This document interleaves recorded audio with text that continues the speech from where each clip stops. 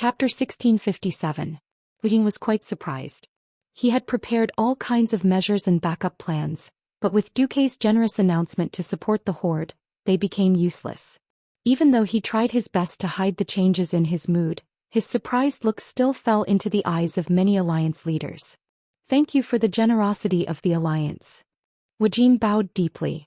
After Wu Jing left, Magni said in a deep voice, "Is it worth it? I'm not asking for the general direction, but whether we are treating those green-skinned people too well." The dwarves had a long life, and the war with the horde in Ironforge was like yesterday. The three Bronzebeard brothers lost their father in that battle. Duque glanced around.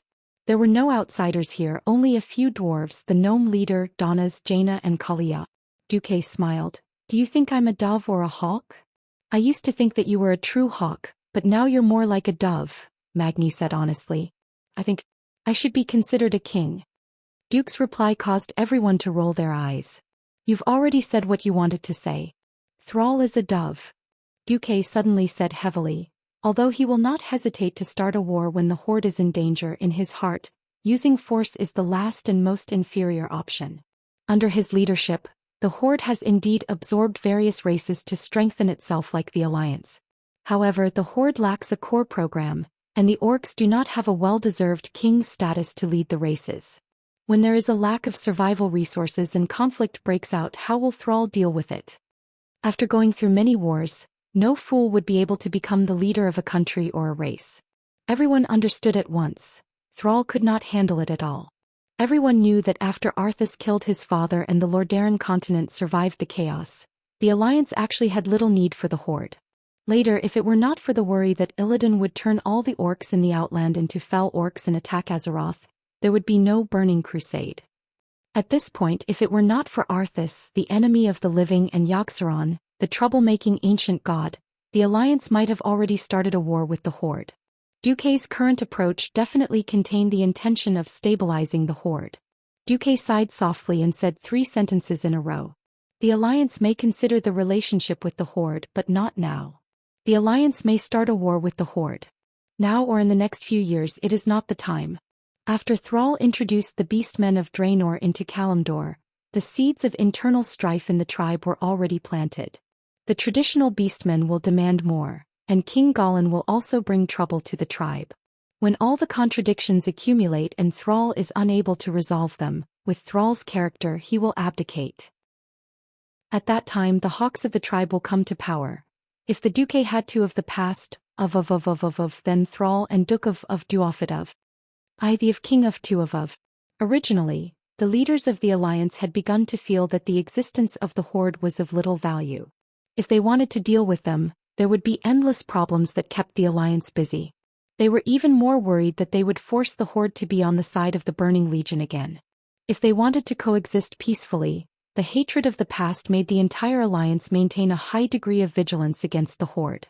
If they wanted to pull the entire horde into the alliance through conciliatory means and use some sugar-coated bullets, the orcs would definitely be the first to take the lead and eat the sugar coating. After all, every race in the horde had a very strong sense of self. No matter which one they chose, the alliance would not be able to please them. Sometimes, when facing a strong enemy, they had to pull in the powerhouses of the horde to help. This kind of contradictory and ambiguous relationship between being on guard against each other and often fighting side by side made the alliance incomparably tangled from top to bottom. Now that Duque had poked through this veil and set a tone for the higher-ups of the alliance, everyone had a unified idea in the future. Large-scale wars were rarely decided in one battle. The so-called decisive battle was formed after many battles of various sizes. Only then would there be a saying that the victory or defeat would be decided in one battle. After the elites of the alliance killed Yogg-Saron, the alliance's offensive against the Calamity army came to a halt. The battles everywhere were at most stabilizing the front lines and consolidating the results of the battles. This was because the coldest winter had arrived. Winter in Northrend was a nightmare for both outsiders and native creatures. Gales of magnitude 10 or above could easily reach 1 meter, or even 2 meters of snow a night. This was an extravagant hope for any army to advance. With such deep snow, not to mention the alliance's soldiers and mechanized troops, even the idiotic undead soldiers would find it difficult to attack without the support of a high-tier lich. Generally speaking, a lich would need to use ice to seal the ground or the crypt spider demons to dig holes in the ground. Unfortunately, these methods were all broken by the Alliance. Digging holes was easy to detect and a simple seismograph could do it. Ambushes in the snow were a bit difficult. In the previous few medium-scale battles, the Alliance's medium-sized camps were ambushed. In the worst case, the entire army was wiped out. More than 1,000 people died in battle and were all dragged away by the undead. Later on, Duque developed a land reconnaissance device that was based on the principle of sonar and used arcane energy waves as a substitute. This thing was as big as a light tank and only a Morningstar mage could operate it. But the effect was good. After a wave passed through, regardless of whether one was hiding in the snow or not, as long as it was a physical existence, its appearance would immediately be outlined on the magic mirror. If it was a humanoid existence, it would be a human-shaped ditch. Therefore, this device, known as the Human Outline External Device, was shortened to the Human Outline Device in the Alliance. In the winter, the Alliance could not casually send elite teams to Ice Crown Fortress for a surprise attack. According to everyone's estimates, if the strength of the Calamity Army was not weakened, Arthas, who had the largest number of souls as fuel, would at least double the power of his Frostmourn's fury. First, they would use the army to weaken the strength of the Calamity Army, purify the souls of most of the Scourge soldiers and then fight Arthas. This was the safest method. For the entire winter of the 25th year of the Dark Portal, the Alliance, the Horde, the Dragon Slumber Shrine, and the Otter family formed the Northern Expedition Coalition Army. In the Horde, the warriors who could fight the best enjoyed the best treatment and ate the most. 200,000 Horde warriors who did nothing but eat all day long started to cause trouble when they had nothing better to do. Looking at the report sent to him, Duque revealed a mysterious smile. They're very idle, aren't they? Then give them something to do. Chapter 1658. The traditional life of the orcs was to hunt or fight all year round, except for winter. When there was nowhere to go during the winter, they would use the food they had accumulated to survive the winter. They would have sex or hold gladiatorial competitions in the clan's big tents. Sal had no choice but to throw the Nagrand orcs, who were the most troublemakers and had the least food reserves, to the north. This was also a helpless move. If these guys were not sent over, they would do things according to the traditional rules: steal or rob. If there were foreigners, robbing foreigners; if there were no foreigners, they would attack their own people. Anyway, in the eyes of these uncivilized orcs, only their own clan was their own people. Most of them did not have the concept of big orcs. It had to be said that throwing the burden to the Alliance showed the tribe's sincerity. If they could take advantage of the war to get rid of some of the troublemakers, it would be killing 3 birds with 1 stone. Of course, the Alliance would not be so stupid as to raise 200,000 orcs and let them eat and drink for free. Duque used the method of divide and conquer. The small clans with no status in the tribe were directly given holy light enchanted weapons. Every 100 people were assigned an Alliance paladin, who took them to various places to take over the cleanup work of the Alliance soldiers. The Scourge army had been operating in Northrend for 20 years and could be said to have dug holes everywhere. Any corpse without a guardian was turned into an undead. Especially the 2 places, Zudak and Ajo Nirub. The Zudak area was full of altars. That kind of complex and narrow underground labyrinth could not transport heavy equipment at all. It was very likely that dozens of corpses were squeezed in an inconspicuous crack, and they would come out to cause trouble. The Spider Kingdom was even more troublesome. In the past, when the big spiders fought against the Scourge army, they would dig holes and escape if they could not fight. As a result, it was all a messy maze of small tunnels and they could only rely on infantry. These could only be filled with human lives or they had to use elites. After fighting for so many months, the Alliance soldiers were generally tired. Duque was even more reluctant to let the dwarves, who were originally good at tunnel warfare, be used as soldiers. This kind of close combat was the best place for the orcs to display their combat power. Of course, there were also large tribes that were more arrogant among the orcs, such as the Mocking Skull. They refused to enter the small pits to play games with Bonehead, and were only willing to participate in open battles. For such a person, Duque waved his hand and showed great respect for history. He created that silver arena, on the high ground between the Storm Cliff and the Ice Crown Glacier. This huge arena group was divided into the Candidate Arena, the Silver Warrior Arena and the Championship Arena. There were so many arenas for the beastmen who boasted of their bravery to vent their excess energy. Duque was very considerate. He divided the arena's usage time into the beastmen's time, the alliance's time, and the time where they could interact with each other. This allowed these fellows with excess energy to fight against each other, as well as unite against external threats and bring glory to their race. Since it was an arena, there should be an audience, right? Without an audience, there would be no atmosphere. If you want to enter, you have to pay a ticket, right? Would you like some drinks and popcorn? It didn't matter if the beastmen didn't have money. The Alliance would pay the beastmen soldiers according to the standards of the Alliance soldiers. Of course, there were no other benefits.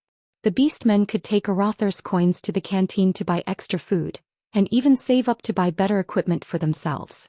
It didn't matter if the Horde warriors didn't know how to make money other than fighting. They could bet on it. Well, the Alliance's largest official gambling dealer was the Marcus family. It didn't matter if they lost everything.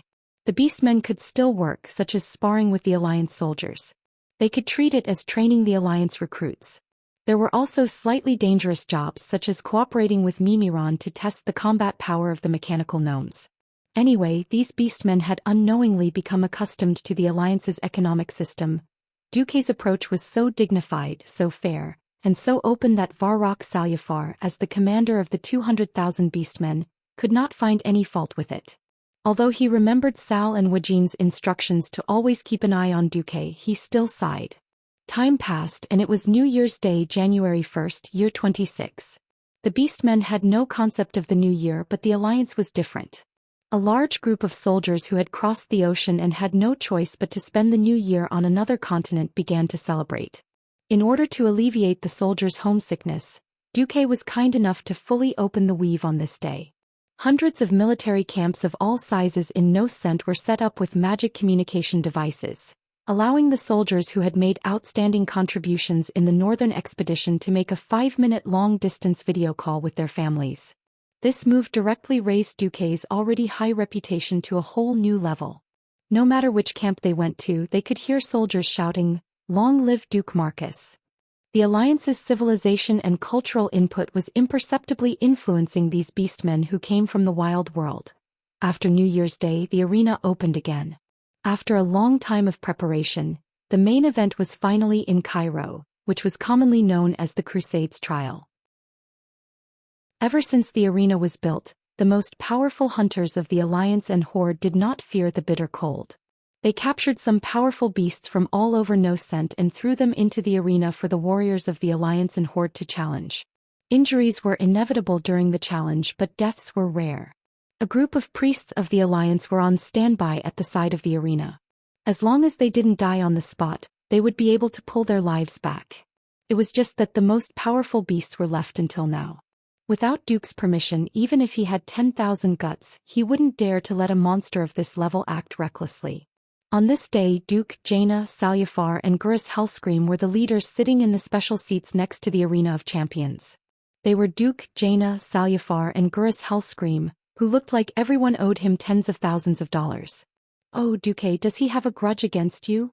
Jaina teased Duque through a magic message. "A grudge? Is he worthy?" Duque chuckled. "But he will be a very good chess piece. He's simple, irritable and violent. Any chess player would like such a chess piece, even if it's the opponent's." Jaina's eyes twinkled, but she didn't say anything. On the other side, Gurus was even more annoyed. "Duke Marcus." Gurus was originally going to call Duque that, but Varrock Salyafar snorted, "You have to add the word, sir, to show respect."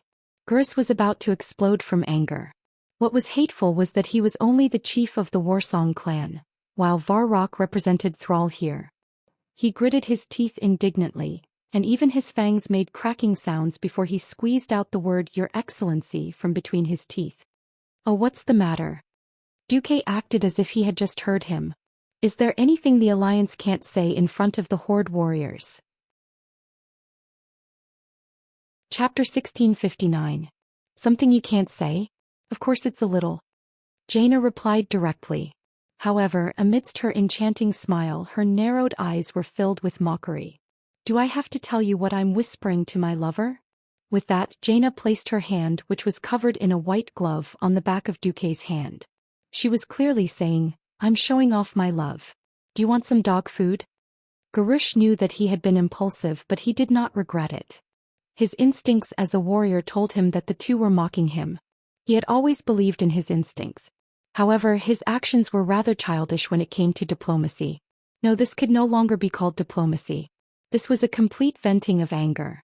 In the Northwind Tundra, the Warsong clan had suffered heavy losses from the betrayal of the Blue Dragon King Malygos. Garush's performance as chief was mediocre. In the end, it was the former chief, Grom, who had already died, who came out to save the day. Garush could clearly feel that his subordinates' trust and evaluation of him had greatly decreased. The Warsong Beastman talked more about his father than him. Ever since that day, his temper had been like a powder keg, in a state where he would explode at the slightest provocation. Seeing him like this, Varrock felt a headache coming on. He stood up with a swoosh. Garush, don't be unreasonable. Sit down. You. Garush's neck was red. The bulging arteries and veins in his neck looked as if 2 sausages had been stuffed into them. This is the Northern Expedition Army, and this is the Supreme Commander of the Alliance. This is not your Warsong clan's hunting ground. If you continue to be rude, get the hell back to Orgrimmar. Varrock scolded sternly. In terms of status, Varrock Salyafar was the current chief of the Blackrock clan, on equal footing with Garush.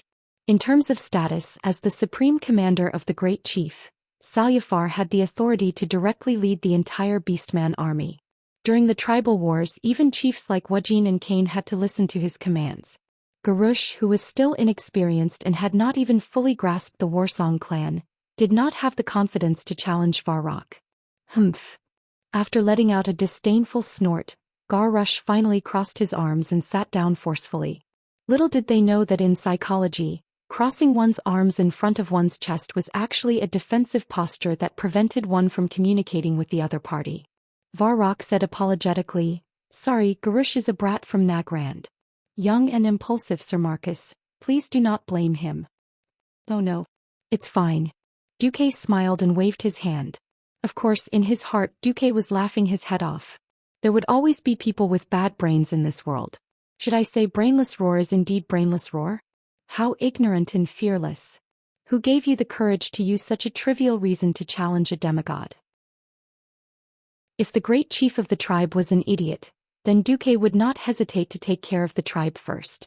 Since he was familiar with the course of history, Duque did not mind watching Garush go further and further down the road of seeking death. It was as interesting as watching a clown jumping around. On the other side, Jaina clapped her hands and a gnome wizard ran to the podium. "Hello. Honorable Alliance Commander Marcus. Hello. Respected Sir Serafar. I am today's host, Millhouse Mana Storm." The dwarf who spoke had a head of silvery white hair and a beard, as well as 2 rather eye-catching handlebar mustaches. He wore a blue wizard robe with golden edges and a pair of bright red trousers. He looked quite comical. What surprised Duque the most was his name. As a transmigrator, Duque would certainly not forget this incomparably famous and amusing gnome wizard. Gnomes were a highly intelligent race, and at the same time, they had a strong desire for knowledge. If there was a chance to use technology that they could not achieve to satisfy their thirst for knowledge, many people would do so. Of course, Millhouse did the same. In the original history, his first appearance was during the Burning Crusade. This guy intended to steal the Nars spaceship and use the Nars technology to explore the outside world. He stealthily boarded the ship of his dreams. But unfortunately, Kale, that's Blood Elf troops, captured the Nars spaceship. Then, to protect himself, Millhouse hid in the second cell. As a result, when the players were beating the boss of the anti-magic prison, this guy came out to help beat the boss. In history, Millhouse was a very famous person who caused a lot of trouble. In addition, he was the only wizard who survived after the teleportation failed and was lost in space. Duque just did not know why this amusing pharaoh would come here. He also did not know that this amusing pharaoh was already at the peak of the Radiant Moon realm and showed faint signs of breaking through to the Breaking Dawn realm. It was not that Duque was boasting, but as long as he personally helped Millhouse adjust the magic circuit, the Alliance would immediately have a 3rd Breaking Dawn Great Wizard. It was just that this was quite unnecessary. First of all, it would affect Millhouse's growth. Secondly, once this guy entered the Breaking Dawn, they would have to find a position for him in the Dalajan, or at least one of the 6 members of the Kirin Tor Council. Then the question was, what would be the consequences of letting an amusing fool be a leader? The answer was, amusing was contagious. It would definitely be a nightmare to raise this crazy and curious gnome mage to the top. Duque would not be able to do anything and would be responsible for cleaning up Millhouse's mess all day long. Seeing Millhouse, Duque did not have time to say anything. Brainless Roar jumped out again. What is this? A lowly dwarf. Is there no normal people in the Alliance? Why should I listen to a lowly guy who can't even reach my knees? Brainless Roar's temper could be said to be unreasonable. He had a bad temper and Millhouse was not easy to deal with. This irascible dwarf stood up with his hands on his hips, and the frost magic circuit worked rapidly. Almost instantly an ice platform formed under his feet, lifting him to the same level as Gurus. Millhouse spat on Brainless Roar on the spot. Bully? Buddy, I don't care who you are. No one dares to say that the mighty Millhouse is a lowly dwarf. Let me tell you, this is racial discrimination. My height difference with yours is at least 5 feet. Maybe 6 feet. But so what? Do you believe that I can burn off your ugly legs with a fireball and reduce the height difference between you and me? At this moment, before everyone could react, another dwarf jumped out. I don't know what happened here, but I will be happy to deal with this unreasonable fool with Millhouse. What did you say?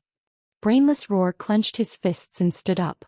At this moment, Duque's leisurely voice was heard. Grom, control your son. Chapter 1660. As soon as Duque's voice fell, a tall, burly, green-skinned figure suddenly traversed through the void and appeared from a portal that had suddenly opened. Elder and younger Salyafar, the tribal guards behind them as well as the Warsong Beastmen deputies behind Garrush, all had rather interesting expressions on their faces. Younger Salyafar's face was red as if he was constipated. He wanted to laugh but was too embarrassed to do so. This made Garrush even more embarrassed and angry. Mortals always yearned for an existence that transcended the mortal world, because such an existence could do many things that they couldn't. Mortals didn't like having a high and mighty existence binding them, because that would make them feel like slaves. Unfortunately, Azeroth was a magical world. Even before the opening of the Dark Portal, it had already been a place where gods frequently showed their divinity. As early as the end of the first battle at the Dark Portal, the appearance of the first Death Knight meant that the line between life and death had become blurred. The tribe could still accept Death Knights and the Forsaken joining the tribe, so the appearance of Grom Hellscream, who was a heroic spirit, was actually not strange at all. However, the existence that he hated the most had summoned his most helpless father to teach him a lesson. There was no need to mention how aggrieved Garrush felt. At this moment, if he could, Garrush would definitely want to kill Duque and let Duque fall completely or something. He couldn't do it. This was the so-called despair. Elder Howl raised his world-famous blood howl and smashed it at his son in a deep voice. Garrush, go to the arena. Let me see how much you've grown after I died. Have you become a great warrior? And a chief who can truly lead the tribe? Garrush was really in a state of shock. His neck, his cheeks, and his forehead were all protruding veins. Under the watchful eyes of the crowd, he didn't even have a chance to object. In the tradition of the Beastmen, there was no need for a reason for the son to challenge the father, or for the father to teach the son a lesson. Since when could the son not listen to the father? Well, as long as you beat the father, that's enough. A battle between blood relatives was never a one-off deal. It could be repeated at any time. In any case, whoever won would have the final say. Before you become the victor, all the injustice and grievances you have, hold it in. Whatever orders the victors give you, you must obey them. Otherwise you can die. If he really died, he would be spurned by all the other beastmen. That's right, having a bigger fist was the hard truth. The barbaric traditional orcs believed in this to their very bones. Garrush had once defeated Grom, but he was like a candle in the wind, a Grom who had lost an arm and was about to die of old age. Thus, even if he took over the position of chief of the Warsong tribe from Grom, he would still be questioned. Being scolded as a tiger father and a dog son was the tragedy of almost all the second-generation heroes. No one would call you by your name. Instead, they would call you the son of so-and-so. They wouldn't even want to remember your name. Oh, you're the son of Grom Hellscream? This was the Horde version. Oh, your roar. This was the Alliance's version. Everyone would only remember how awesome and powerful Grom was. Before Garrush surpassed his father, this situation would not change at all. Even if Garush surpassed Roar, as long as it wasn't by a huge margin, he would only be judged as dragons beget dragons and phoenixes beget phoenixes. But was it so easy to surpass Roar's achievements?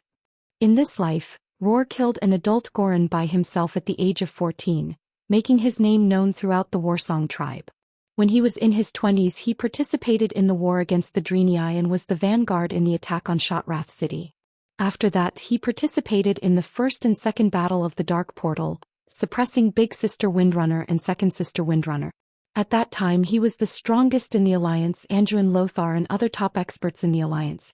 After that, when he was a slave in the Blackrock tribe and Thrall's prison camp, he led the Warsong tribe to fight against the humans in the forests and mountains of Lordaeron, never yielding. When Thrall escaped from Goldenhold Castle, he fought side by side with Thrall and Orgrim against the Lich King Arthas. Not long after, the orcs went west to Kalimdor, and Roar killed the Burning Legion's high-tier Void Lord Manaroth in Grey Valley. In the Battle of Mount Hyjal, they worked together to kill many Void Lords and were the main force in killing Archimonde. After that, it was the crusade against the Flame Demon King Ragnaros, the Black Dragon Prince Nefarian, and the ancient god Sethun. Roar had fought for his entire life, and every battle was filled with a strong sense of legend. He had never lost, and at most it was a draw. Such a great achievement, no matter how one looked at it, was 9 streets ahead of the young Garush. At this moment, Garush's round eyes were clearly saying things like, "Wouldn't it be better if you just died like this? Why did you become a human slave? Why did you come back to appear in front of me?" These eyes were very easy to understand. At the same time, there was also the hatred and anger towards Duque reflected in his eyes. Everything, fueled by the shame of his own strength and the faint fear of his father, was rising higher and higher. Although it was not to the extent of being uncontrollable, it seemed like it was only a matter of time before he lost control. "Let's go." Roar turned around and walked outside. Garush followed like a zombie. On the other side, the young Seraphar and the 2 dwarf wizards were silent. Admittedly, if it had just been opened, it would definitely have been a blow to the slightly fragile relationship between the Alliance and the Horde. If someone with ulterior motives instigated or spread the news, it would undoubtedly destroy the relationship between the Alliance and the Horde. Only Garush would suffer. Was it really okay to do this? In this regard, King Seraphar's reaction was silence. Because among the younger generation of the Horde, Thrall valued his son Dranos the most. Both young Seraphar and Garush were excellent warriors. Although they both had the rashness of young orcs, young Seraphar had a better view of the overall situation. Young Seraphar would definitely take over as the chief of the Blackrock tribe in the future. But which father did not want his son to be more successful? As an old acquaintance of Grom, King Seraphar of course knew how terrifying Roar was at his peak. The title of the Horde's #1 warrior was not just for show. The scene of him teaching his son a lesson could not be any more beautiful. Even though he could vaguely feel that Duque was targeting Garush, King Seraphar still made such a choice.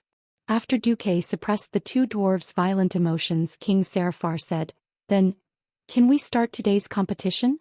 Milhouse bowed slowly. Sorry, I was too impulsive just now. Now, please allow me to introduce today's competition, the champion teams from the Alliance and the Horde.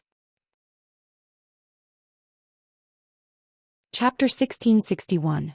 Fighting. This would always be the main theme of the creatures. No world had unlimited resources. One day they would find that there would never be too many places for them to live and reproduce. Limited resources and limitless reproduction requirements. This led to the inevitability of conflict. Why was the champion revered by everyone? It was because the victory of the champion was built on countless losers. Only by defeating the most and the strongest enemies could one bring the greatest sense of accomplishment. In front of Duque, King Seraphar, and the others were the 2 champion teams from the Alliance and the Horde. Milhouse's slightly shrill gnome voice sounded again. "Come on. Warriors representing the Alliance and the Horde." On both sides of the special seats, 2 groups of people slowly walked out from the dark tunnel and onto the protruding platform at the side of the arena. Looking at these young and energetic faces, Duque couldn't help but smile. Back when he was still a newbie in Azeroth, he wasn't as good at fighting as these little guys. Duque suddenly noticed that both sides had 12 people. The Alliance had no Death Knights or Shamans and the Horde had no Paladins. Duque was a little surprised, but then he felt relieved. Sure enough, this butterfly of his had stirred up the general trend of the world. Rothelma Theron was still at the level of a lackey, helping the lively Queen Sylvie. The Blood Elves didn't join the Horde, so naturally the Horde didn't have any paladins. On the Alliance's side, even the Forgotten Ones were still a taboo, let alone the Immortals. Of course, they weren't so open-minded as to allow Death Knights to become official professionals. Similarly, for some reason the Draenei didn't seem to have started their shamanic path. It felt a little messy. Duque didn't mind this. In Millhouse's introduction, Duque heard some unfamiliar names. Kavina Woodsong, Asilia Moonwalker, Ansa Forgemaster. Duque didn't have any impression of these little guys who were praised by Millhouse as the leaders of the new generation of the Alliance. After all, back in the game, Duque had beaten up the Horde warriors. Duque smiled. Heroes were created by the times. When the Dark Portal had just opened, it felt like anyone he met was a great person of the future. That era is gone forever. These little fellows might not be able to reach Jaina's level. However, every large organization was not simply composed of the strongest. The pyramid was the best representation of the ratio between the strong and the weak. Perhaps the ultimate victor would be decided by top-notch martial strength, but the true pillars of a large organization were the core members like the ones in front of them. Just as Millhouse finished his introduction, Duque stood up. He could clearly feel the excitement of this group of Alliance warriors. He cleared his throat, and his voice, which was clean and full of wisdom, was amplified by magic and spread to the entire audience. A true warrior must not only have the courage to face the most bleak and desperate situations, but he also needs a peaceful heart. In the future, perhaps some of you will become heroes of the Alliance. Perhaps some of you will die in battle. However, most of you will become the core members of the Alliance through your occupation. If the heroes in your eyes are the sharpness and shield of the Alliance, then the core members are the backbone of the Alliance. Only the backbone is the core that allows the Alliance to stand tall. I have high hopes for you and I wish you all the best. I hope you can trust your comrades and completely integrate into the big family of the Alliance. Go. For the future of the Alliance, for the future of yourself and your friends, fight for it. Compared to Duque's calm speech, King Seraphar's speech was much more passionate. He personally walked over to the tribal warriors and encouraged them face to face. Unfortunately, his speech was still so old-fashioned. It was nothing more than the honor of the tribe, the traditions of the orcs, blah blah blah blah blah blah blah and so on. Jaina came over and put her hand on the back of Duque's hand. She smiled and whispered, "Is it really okay to speak so unexciting?" Duque glanced at the tribal warriors who seemed to be on steroids and kept shouting. He snickered. If this was a one-on-one duel, I would undoubtedly lose by doing this. The second half of Duque's sentence was naturally that it was most appropriate for him to do so. Jaina was so smart that she understood on the spot. This Queen Kurtiras, who had always been a strong woman, showed a rare expression of a little girl. "You're the most cunning." Sure enough, the following battle confirmed Duque's prediction. The tribal warriors on steroids were too fierce, so fierce that they forgot themselves and even easily gave up on the camp. Most of them just barely completed their own duties and focused more on attacking. It seemed that this was the so-called fierce as a tiger, but not a single enemy was killed. Almost all the Alliance warriors were injured from the start, but the Alliance quickly stabilized their position. The Alliance's battle strategy could be described in one sentence. Focus fire on the shaman, desperately control the tree-shaped druid, constantly interrupt the priest healing, and dispel all the tribe's continuous recovery and control skills. There were only 12 people, but the Alliance warriors fought like an army of 1,000. This scene moved King Seraphar on the spot. His mouth moved for a moment before he squeezed out a few words. "We're going to lose." "Lose? No way." Young Seraphar was also a guy with the word brave carved on his chest, so he couldn't tell for a moment. "Watch carefully and learn well.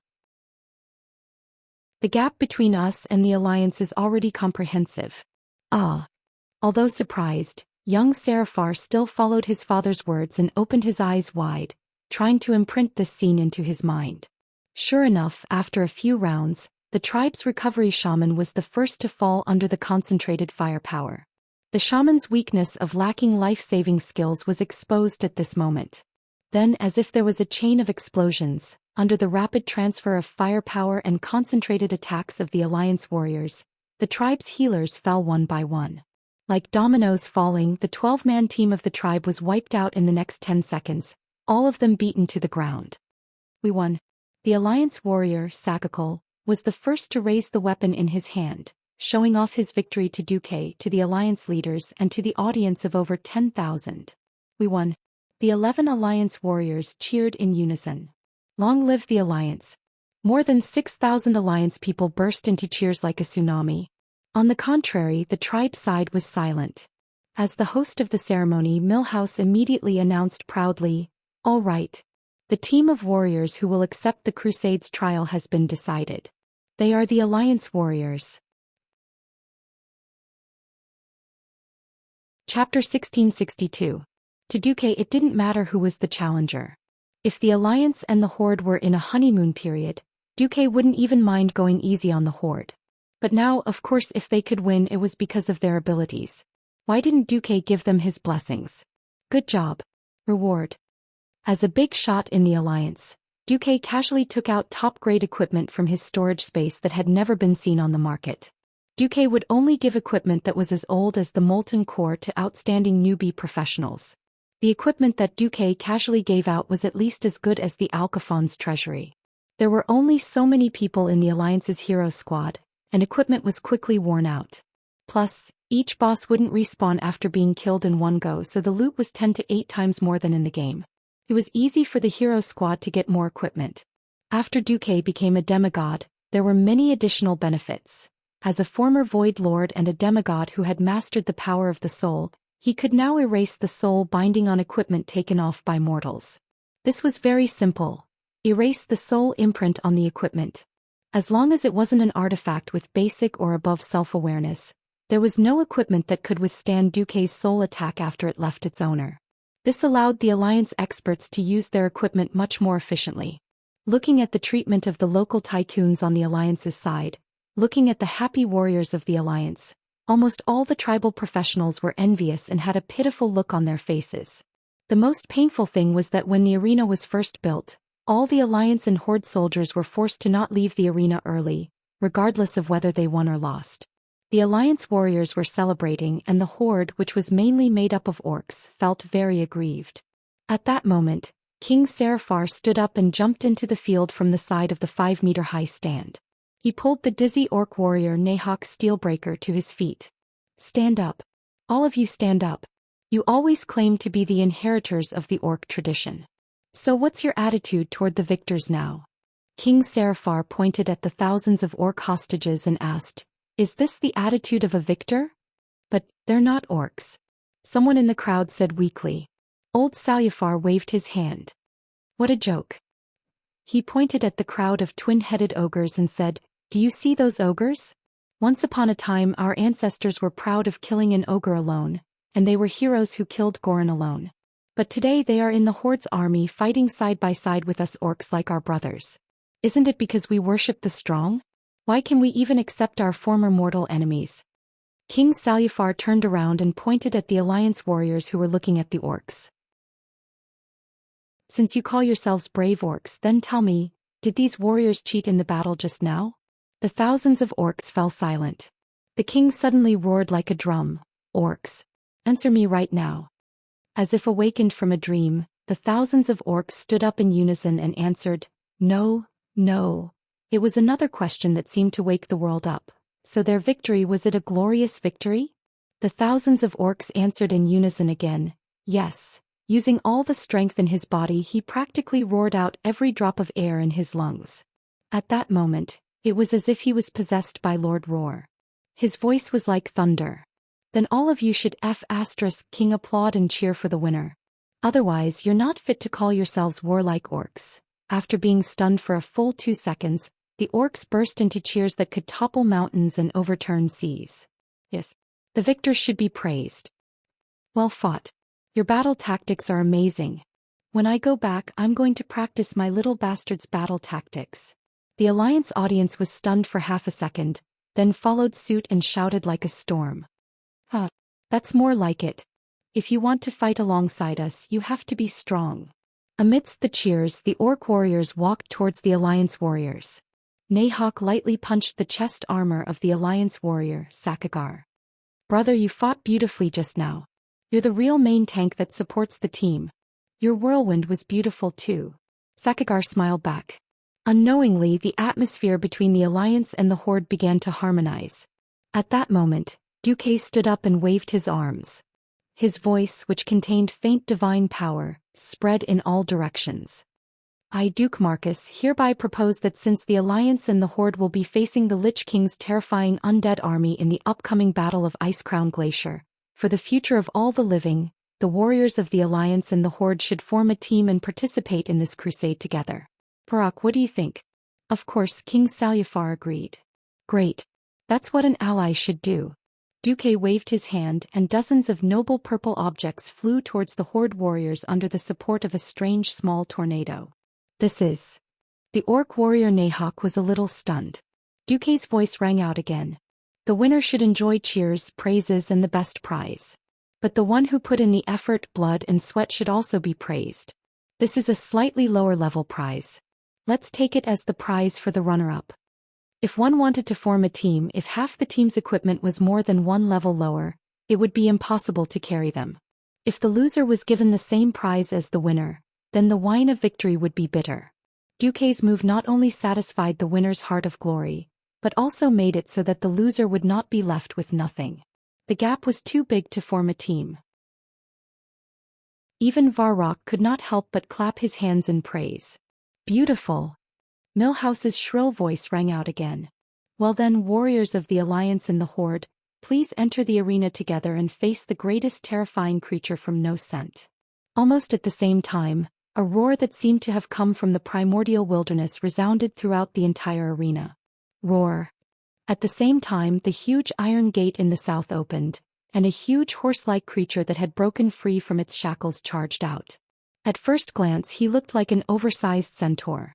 If one looked carefully, they would find that he was more than 4 stories tall, with ash-black fur and brown skin. There were 2 huge tusks on his cheeks that looked like curved ivory tusks. That's right. He is the dangerous creature from the Arctic, the Mammoth Man, Gamok the Impaler. Chapter 1663. The Mammoth Men were a fierce creature that lived in Northrend. In a sense, they were like the Lords of the Abyss, except that their lower bodies were not as fat. The Mammoth Men were savage by nature. Once they gathered together, they would inevitably kill each other. This was also the main reason why they were not a big threat. As a very challenging gladiator, the Mammoth Men were not bad. Wow, which hunter is strong enough to capture this guy? Duque asked casually. Jaina, who was next to him, giggled. Something was wrong? Hey, Jaina, confess now or you will be punished. Duque threatened. Jaina betrayed her best friend. It's the Windrunner sisters. Duque's face darkened. There were 4 Windrunner sisters and the 4th, Lilith, did not have the ability to capture a monster like Gomork the Impaler. As the second sister, Queen Sylvia would basically be drowned by the sea of documents that Lord Thema handed over if she did not participate in high-intensity hero battles. With her strong sense of responsibility, she would never abandon her people and run off to hunt. Then the rest, since they were sisters, F***CK. Duque could not stay calm anymore. He opened the portal angrily and ran off to interrogate them. A few minutes later, just as Jaina was getting impatient and was about to open Krasen's magician's eye to to inspect the situation, Duque, who was completely gloomy, came back. Yo, my invincible man, why do you look like you lost a battle? Ugh, I lost my eloquence. That's right, it was Aurelia and Winrisa who had come out to hunt. When Duque asked them why they did not take care of the baby and instead came out to hunt with their big bellies, the Windrunner sisters argued. You big liar. You clearly don't want the baby to come out earlier. Look at how many years we've been pregnant. Taking care of the baby? So stuffy. What's the meaning of keeping our bodies so ugly for so long? Danger? It's not dangerous at all. It's not like we're going to fight against an elemental lord or an ancient god. A few beasts that aren't even demigods can't stop us, sisters. We also have Sister Lilith as our bodyguard. Let me tell you, after you defeat Arthas, hurry up and transfer your magic power over, or else you'll be waiting for 1 corpse and 2 lives. Oh, it should be 2 corpses and 4 lives. After being bombarded by the 2 sisters like a machine gun, a certain Du was defeated. Have you been discovered? Jaina teased Duque. He had discovered it long ago. It's just that they love me and don't want me to be distracted, so they didn't expose me. That's right, Duque didn't give enough mana to Aurelia and Sasha's child on purpose. This allowed him and the Windrunner sisters' children to grow up peacefully. In fact, if the magic power was abnormally abundant, the child might have already been born and could be used as soy sauce. It was precisely because there were too many uncertain fates that caused Duque to be hesitant. He completely couldn't dissuade them, so he allowed them to conceive first. Sigh, what kind of existence is a descendant to me? Duque sighed. The social environment was bad and the birth rate was low. This was almost a sociological conclusion. Really, you were the one who encouraged birth in the Alliance. You even created a Valentine's Day back then, humph. You even wasted my expression. Faced with Jaina's ridicule, Duque was powerless to retaliate. In the arena below, the mammoth man boss Gamok, who only had one attack mode, had already been defeated. Immediately after was Photophobia and Sourthroat. These were two large worms without eyes. They had a pair of bull horns on their heads, and on both sides were neatly curved sharp horns. They were like centipedes, but centipedes had legs that could move while Photophobia had spikes. Their backs were full of porcupines. Simply put, one was a fire worm while the other was a poisonous worm. Their appearance caused quite a bit of chaos among the allied warriors, but it was only to the extent of creating chaos. After killing the two worms, the third giant monster, Ice Roar, appeared. This was a giant northern gorilla with a pair of curved goat horns on its head, blue skin and white fur all over its body. Although it had extraordinary brute force and could also turn people into popsicles within the range of the cone, its strength was completely insufficient in front of the warriors who were gradually working together. Soon Ice Roar was also killed. Victory! Let's cheer for our warriors. Millhouse stirred up the emotions of the audience very well. After all, this was a warrior group formed by the Alliance and the Horde. It was always easy to make people's blood boil when they saw a powerful creature that was larger than themselves. Thunderous cheers rang out incessantly. After a short break, the second round of the trial began. When a short dwarf mage stepped into the middle of the arena, Duque immediately recognized that this was one of the two dwarves who wanted to fight with Brainless Roar. Hello everyone, I am the Radiant Moon Dwarf Warlock Wilfred. Now, I will conduct a slightly more dangerous summoning ceremony. What is about to be summoned will be a powerful elite demon. I cannot be sure how ferocious this demon will be. Everyone please be careful. Wilfred's words caused the members of the warrior group to break out in cold sweat and clench the weapons in their hands. Only Duque, who was sitting on the high platform, revealed a thought-provoking expression. What's wrong? Jaina asked. Nothing, I just thought of something. In the original space and time, this next battle would be the product of an accident.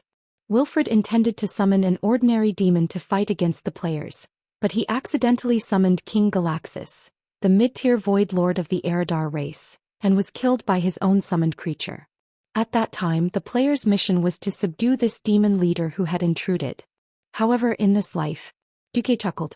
Duque really wanted to see with him here, which demon lord would dare to touch the tigers, but when the three leaders of the Burning Legion were temporarily dead, Dumuk even secretly hid all of his energy waves, hiding his divine body in the void crack, leaving only a mirror image of truth that was exactly the same as his real body. Under Wilfred's spell, 6 red demonic claws appeared out of thin air. At first they were hexagonal and tore open a hexagonal portal that looked like a Coke bottle. It was narrow at the top and wide in the middle. The portal used for summoning was huge. The foul stench of evil energy that came from the portal could be felt from 10 miles away. However, 10 seconds passed, 1 minute passed, and not a single ghost came out. Chapter 1664. My dear master, a superior demon may be arrogant, but it depends on who he's talking to. Planet Azeroth has become a taboo topic among the Void Lords. Unless it's safe, anyone with a brain won't be stupid enough to come here. Duque felt a slight pain in his balls when he heard the seductive voice in his soul connection. A second female voice sounded from the soul link. Although the style was similar, this voice had a more imperial air. My master, the weave you've set up in this area is too high level. Any high-ranked demon would be able to sense such a surging mana reaction. Who doesn't know that the one who killed the 3 leaders of the Burning Legion is the demigod of the weave, Duke Marcus? That's right, the one speaking to Duque was naturally the two high-ranking female demon sisters who had betrayed the Burning Legion, the Eridar twins. The high-ranking warlock Aless was still hiding in the tribe, while Queen Selaras had been assigned the task of guarding against the plague by Duque. She had secretly followed Duque to Northrend and hid near the arena. On the scene, a funny scene happened. It seemed that the Burning Legion's morale would be weakened if they didn't send some cannon fodder after such a large portal. So the Legion sent a demon. It was a rather large Doombringer. It looked majestic and imposing. As soon as it appeared, it gave the allied warriors a show of strength. It directly threw 8th Group Shadow Arrow. The point was that this guy was kicked here. Under the scan of Duque's system elf, he could clearly see that King Galaxus' left leg had kicked the Doom Guard Gazurika's butt. On the other hand, Mr. Gazurika was AF * King Rare Elite. He wasn't even a Void Lord. He was a complete tragedy. The portal closed and Duque wasn't interested in taking another look. If the allied warriors couldn't even deal with this guy, then Duque would definitely punish them by making them swim in a cesspit. Jaina was already laughing so hard that her stomach hurt. Alright, I'll go back and warn Wilfred. If it weren't for us, he would have been killed by his own summoned creature. Yes, Duque replied casually before asking Salolas in his soul, how's the situation on your side? Master's intelligence is indeed impressive. That guy just came ashore from the south side of the Dragonbone Waste. He's using the tribe's dock and his team has more than 100 barrels of unknown substances. Duque ordered, continue to monitor them and see if there are any places along the way that are suitable to make a move. Selaras was rather surprised. Aren't you going to catch a big fish? For example, the Sun King. Duque's voice turned cold. Remember your identities. I only need you to do things and report to me. Everything else is superfluous. Almost at the same time, 2 waves of soul punishment traveled through the void and reached the Eridar twins. On 2 different continents, Gemini simultaneously curled up into a ball like a shrimp in pain. Master, spare me. We've overstepped our boundaries. Duque would not be nice to these demon sisters who were good at currying favor. The Gemini were not the kind of people who would open a dye shop just because he showed them some respect.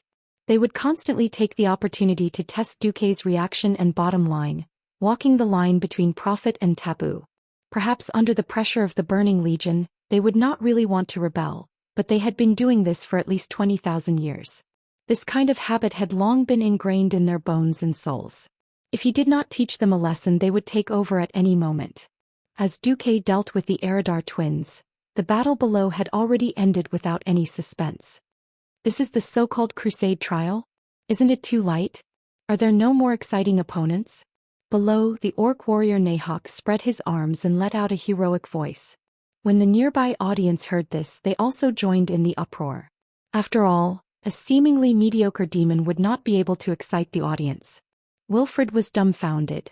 He did not know that he had already walked through the gates of hell. I'm working according to Milhouse's ideas. Why are you booing me? The silly Pharaoh Milhouse also looked a little embarrassed. He ran over to Duque and asked, this? Lord Commander, should I get someone to summon a stronger demon? Beside him, Jaina chuckled. It would be fine if he was not here. He is the man who killed Archimonde and killed Jaden with his own hands. The demons would have to be out of their minds to send a lord over. Only then did the 2 dwarves look like they had a sudden realization. Beside them, Varrock was stunned and then immediately smiled bitterly. A hero to oneself, an enemy to the enemy. Duque could be considered to have a different kind of fierce reputation. Next wave, Duque ordered. Milhouse's voice quickly echoed in the arena. Next, the 3rd wave of the test is coming. This time it is a real test. Not only combat power but also the ability to make decisions on the spot. This pair of strange evil spirits easily killed 3 high-level holy knights and annihilated an entire platoon of soldiers. In the end, one of the great 5 silver sages, Gavin Rad, and the chief Drenii holy knight, Merlad, worked together to capture them. They represent the strange power of the Lich King. They represent the extreme of evil, warriors of the allied army. Are you ready to face the unknown challenge? It had to be said that this silly dwarf was quite provocative when it came to speeches. Of course, this was on the premise that his sharp voice could easily cause people to lose their composure. The Alliance warrior Sakajar and the Horde warrior Nahawk both shouted in unison. The two lightly knocked their weapons against each other, indicating that the two had long since put aside their previous enmity. At least in this trial they were prepared to cooperate sincerely. Just as Milhouse was about to announce the start of the battle, Duque suddenly said, "Milhouse, you go down and join the battle too." But Duque's order was amplified by magic. Naturally, everyone was surprised. Even the Master of Ceremonies wanted to participate. What was going on? "Sir Commander, isn't this trial meant to test the new powerhouses? I'm just a dwarf with a better tongue." With that, Milhouse even showed off his Morning Star Wizard badge. Duque did not say anything. He did not know what this silly dwarf was planning, but this did not stop him from casting a spell. Magician's Foot. To put it bluntly, this small spell is just a trick similar to the magician's hand. It gathers arcane energy in midair and forms the shape of a large foot. Milhouse let out a strange cry and immediately used Flash, trying to escape the attack range of this foot. Chapter 1665. However, if he could escape, Duque would write his name backwards. The mage's foot was like a maggot in a bone, accurately kicking the dwarf's butt and sending him into the arena.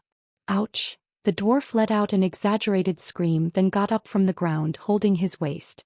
"My old bones. Even if you're the commander of the Alliance, you can't beat an old man like this, can you?" Milhouse was trying to gain sympathy. Duque laughed. "Pretentious. Keep pretending.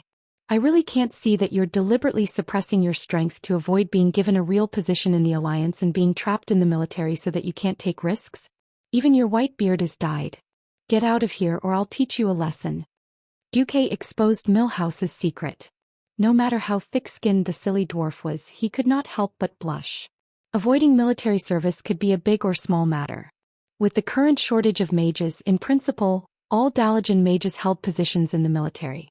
Once war broke out, they would be conscripted to the front lines according to the priority of their positions. Generally speaking, other than the Dalajan administrators, specialized magic researchers, and the professors and lecturers of the magic academies, no one was an exception. Radiant Moon mages were not cabbages. Even now, the personal guards of many kings or leaders were only at the Radiant Moon level. A Radiant Moon pharaoh like Milhouse would at least be a brigadier general in the Alliance military. Now this weird midget had a bitter look on his face. His expression was no different from that of a wronged wife. Unfortunately, after everyone knew that this guy was hiding his strength, no one pitied him. On the big magic screen, everyone saw his funny look and burst into laughter. It had to be said that this dwarf had some ideas. This madman had actually connected his ice and fire elemental magic circuits, using the principle of ice and fire to counteract each other. Originally, by doing this, even if he didn't blow up his own magic circuit, he would still be able to create a compound spell like Frostfire Arrow. However, this guy had perfected the magic power conversion. Using his more powerful arcane circuit, he transferred the ice and fire elements back into the magic gem. That's right. By constantly releasing his own magic power, he was forcefully suppressing his own magic waves.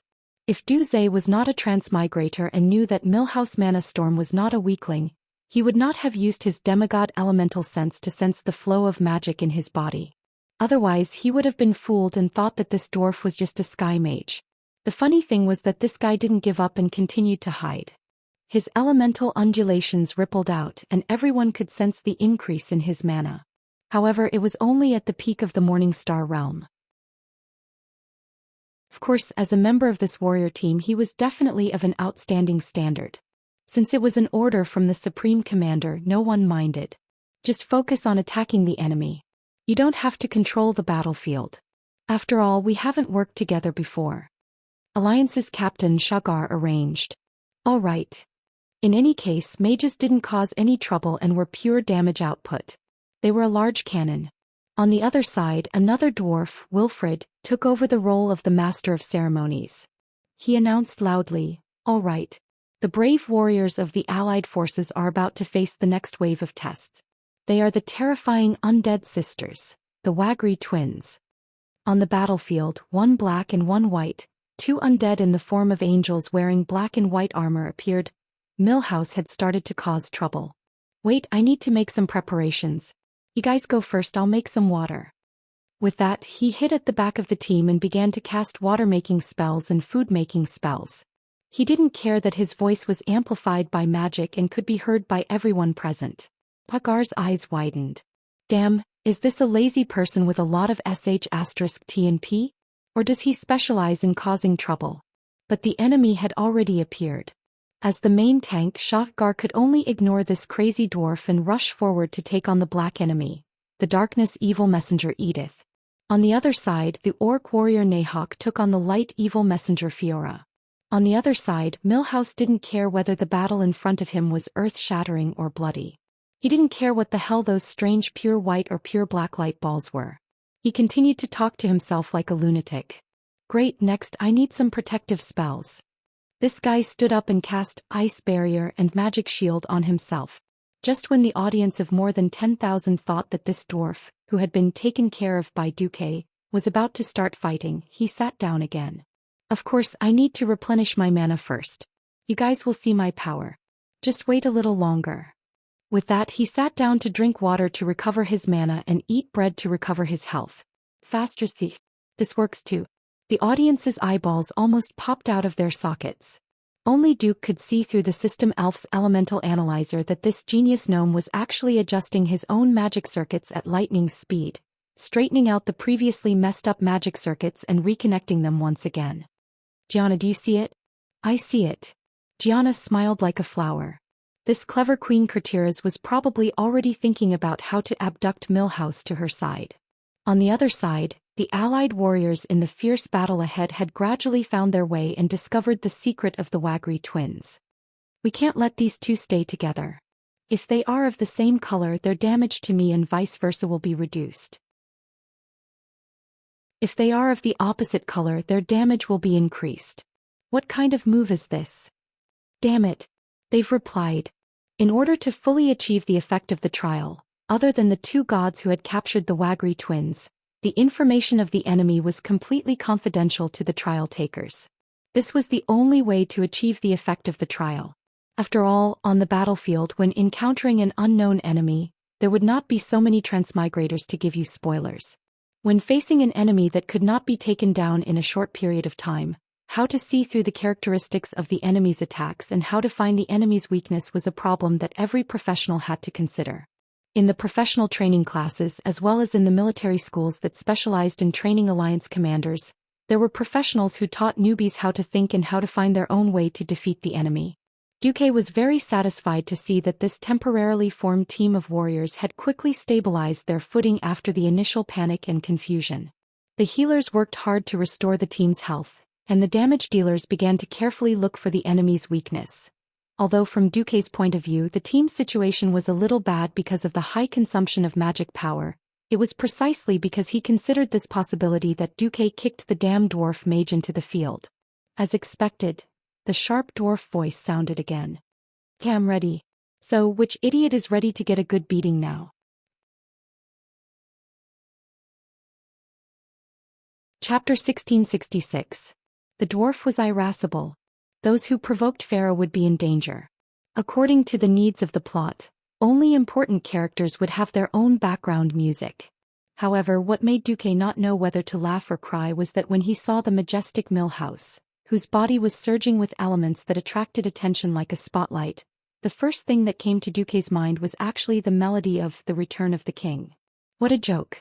So even a lunatic could have a moment of brilliance? One could say that Millhouse was unreliable and one could use all kinds of reasons to attack him, but this guy really had a brain.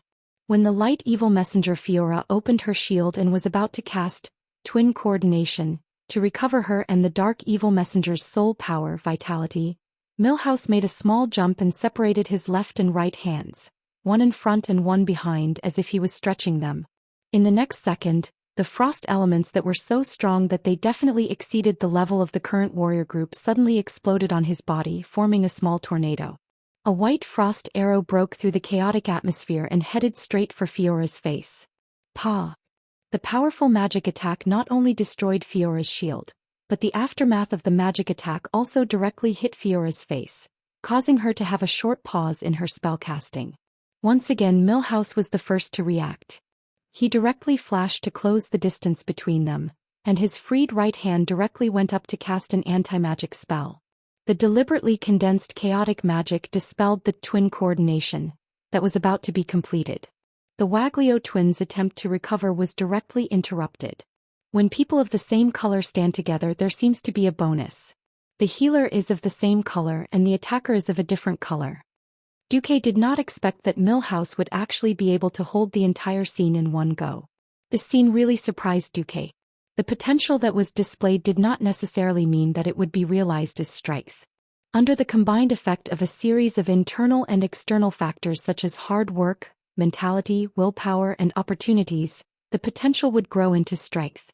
Although the group of Alliance and Horde warriors present seemed to be very powerful, as if all of them could grow to the level of the 5 Silver Saints or Sal.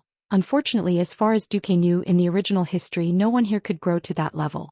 Even Milhouse, who was still active until the end of Return of the Legion, was just a follower, not a big shot in the Justice camp. However, since Duque could change so many people's fates, he wouldn't look at the people around him the same way he used to. It seemed that the shackles of history had been broken by Duque's arrival. Just look, in history the Van Cleef father and daughter duo were just unranked bosses, but now they were the top 2 thieves in the Alliance. Sylvanas, who should have died and become the Forgotten Queen, not only lived well but also became a demigod. Onyxia, Vashj, and the other villains who should have left the scene had all become Duque's subordinates. Duque would not be too surprised if someone like Milhouse grew to become a heaven-defying monster. He was a demigod and the highest commander of the Alliance. Sitting in this position, he naturally had to act like a high-ranking person. He would not participate in a trial of this level. He was like a real god, sitting above the clouds and quietly watching the efforts and struggles of mortals. Only existences at the same level of demigod or above were worthy of Duque taking action. For example, suddenly there was an abnormal roar coming from the ground. Immediately, a violent shock spread to every corner of the arena. The ground of the arena where the Wagri twins were fighting fiercely collapsed. What the hell? What happened? Save. All the Alliance warriors together with the Wagri twins, along with thousands of tons of large and small gravel, fell into a seemingly bottomless pit. Duque suddenly stood up and shouted angrily, "How dare you!" Of course, he knew that the final boss of the Crusader trial was the great beetle king Anub'alak. This former king of the Spider Kingdom, Ijunirab, had become one of the most powerful minions of the Scourge army after being killed and enslaved by Arthas. However, under normal circumstances he would wait until the trial taker defeated the Wagri twins before taking action. Now he obviously wanted to disrupt this step. Well, perhaps it could be said that this ability to seize the opportunity to launch a fatal blow was quite admirable. However, you little worm, do you really think that I don't exist? Duque was furious. With just a thought, Duque's subordinate, the wind elemental envoy Thaddeus, appeared from the magic net. Thaddeus, who was wearing a full set of armor, waved his semi-illusory arm and summoned small tornadoes that enveloped every warrior. The divine emissary Alonsis Vale's illusory image also appeared. He waved his staff and opened an incomparably huge holy word, shield, using holy light to form a barrier between the arena and the stands, preventing the flying gravel from hitting the audience. At the same time, the frost emissary Saffron's illusory image charged out of the magic net. It followed the deep black hole and charged towards the bottom of the cave at a speed faster than a freefall. It could completely feel the anger of its master, Duque. It wanted to teach the undead bug king who dared to appear early a lesson. Just as an intense frost dragon breath was brewing in Saffron's chest, an even larger skeletal dragon claw suddenly broke through the vertical wall of the cave and grabbed Saffron's neck. Roar. Saffron struggled instinctively, but a huge skeletal dragon head that was at least twice its size leapt out of the deep black hole and bit its vitals. Saffron immediately let out a mournful cry, and then its body started to dissipate. Saffron was already dead. In essence, it was a spectral dragon, but because it had elementalized, it had gained a physical body. Ordinary physical attacks could not hurt it at all. However, at this moment, everyone in the magic net, including Duque, could feel the pain in Saffron's soul. Not only was this mysterious opponent stronger than Saffron, he had even managed to injure it on a spiritual level. The part of the magic net system that Saffron was in charge of almost went out of control, forcing the demon Emperor Vec, Lore and Khadgar, the manager of the magic net, to rush to the rescue. Who is it? This time even Duque's expression changed. Supported by a gust of wind, Duque hovered above the huge hole and looked down. He saw a dragon head that emitted a blue glow. It had dull scales and withered dragon skin that seemed to be stuck to its bones, as well as a pair of eyes that were filled with the light of the netherworld. Duque's pupils constricted to the size of a pin. His facial muscles twitched and his voice was bone-chilling. Amidst the chattering of his teeth, Duque finally said the opponent's name, Ma. Li. Go. Zi. Chapter 1667. Maligos suddenly laughed out loud. Ha! Destroy me? Don't make me laugh. You despicable person, didn't you take advantage of my mental weakness to seize control of the elements? Now I'm not crazy. I just want to ask, how can you beat me? The strong elemental fluctuations shook the entire atmosphere in the arena. Even after Maligos died and became a Dracolic, this characteristic did not weaken. Seizing control of the elements was a test of a pharaoh's basic skills. Although it was basic skills, it tested many things: elemental affinity, understanding of the habits and structure of the elements, the level of instilling the will into the elements. It did not make sense at all. Logically speaking, if one wanted to attack the Wormrest Temple or launch a surprise attack elsewhere, one should have gathered all the superior forces. For a demigod like Duque, who had powerful teleportation abilities, the feint meant almost nothing. In the eyes of the other pharaoh, Duque's control of the frost elements around him was snatched away almost immediately, and he looked miserable. Huh. What are they doing? Humiliating? Perhaps. But as long as I destroy you, I will regain my dignity. Getting angry with a lunatic would only make one as tasteless as a lunatic. Duque would not do such a thing. Unknowingly, the huge pit in the arena actually showed signs of being sealed up again. Not far away, Salufar and Big Salufar had already pulled out their weapons, but they were a little embarrassed. Although Maligos, who was now a Dracolic, was below the hole along the edge of the arena, they only had one chance to jump down. If they missed it, they would fall into the bottomless hole below. Duque scolded, "Thief?" A dragon aspect who betrayed the Pantheon abandoned his duty and threw himself into the arms of the undead, and you have the nerve to say that the Titan rune is his? Stop making me laugh, okay? Whether it was in the original history or in the game, Arthas was just a nest hiding in the Icecrown Fortress and waiting to be overthrown. The cold wind that seemed to blow forever stopped, and in its place was a turbulent flow of elements that seemed to be in a somewhat violent state. Right now, the situation of king against king and general against general could only be considered as restraining each other. Huxtras. Maligos has become a Dracolic. He's here with me.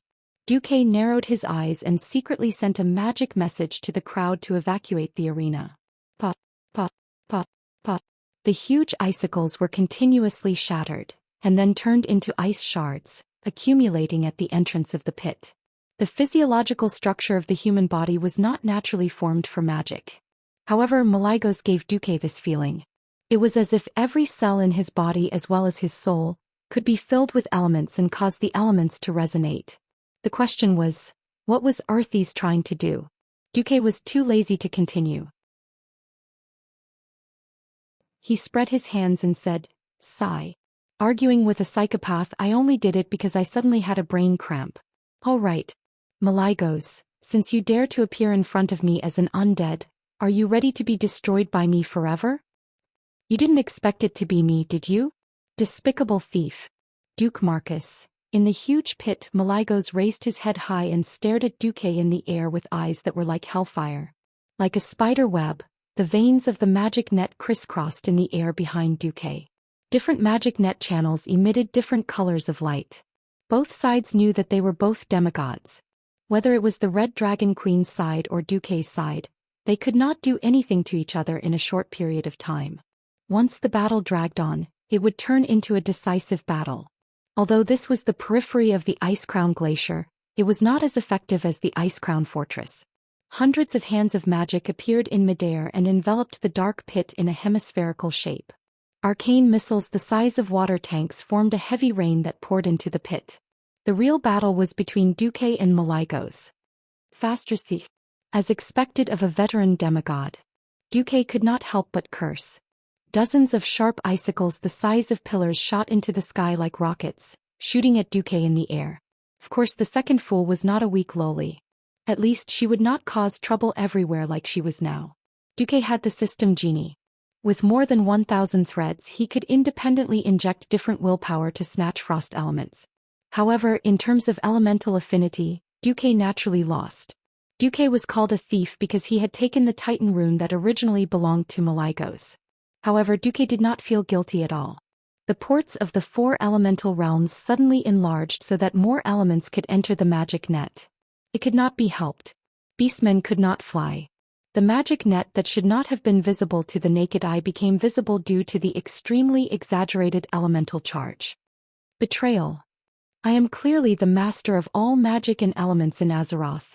You damned thief. You took advantage of my moment of inattention to steal the secrets of magic and create the magic net that blasphemes the magic elements of this world. The real traitor is you. Maligos roared angrily.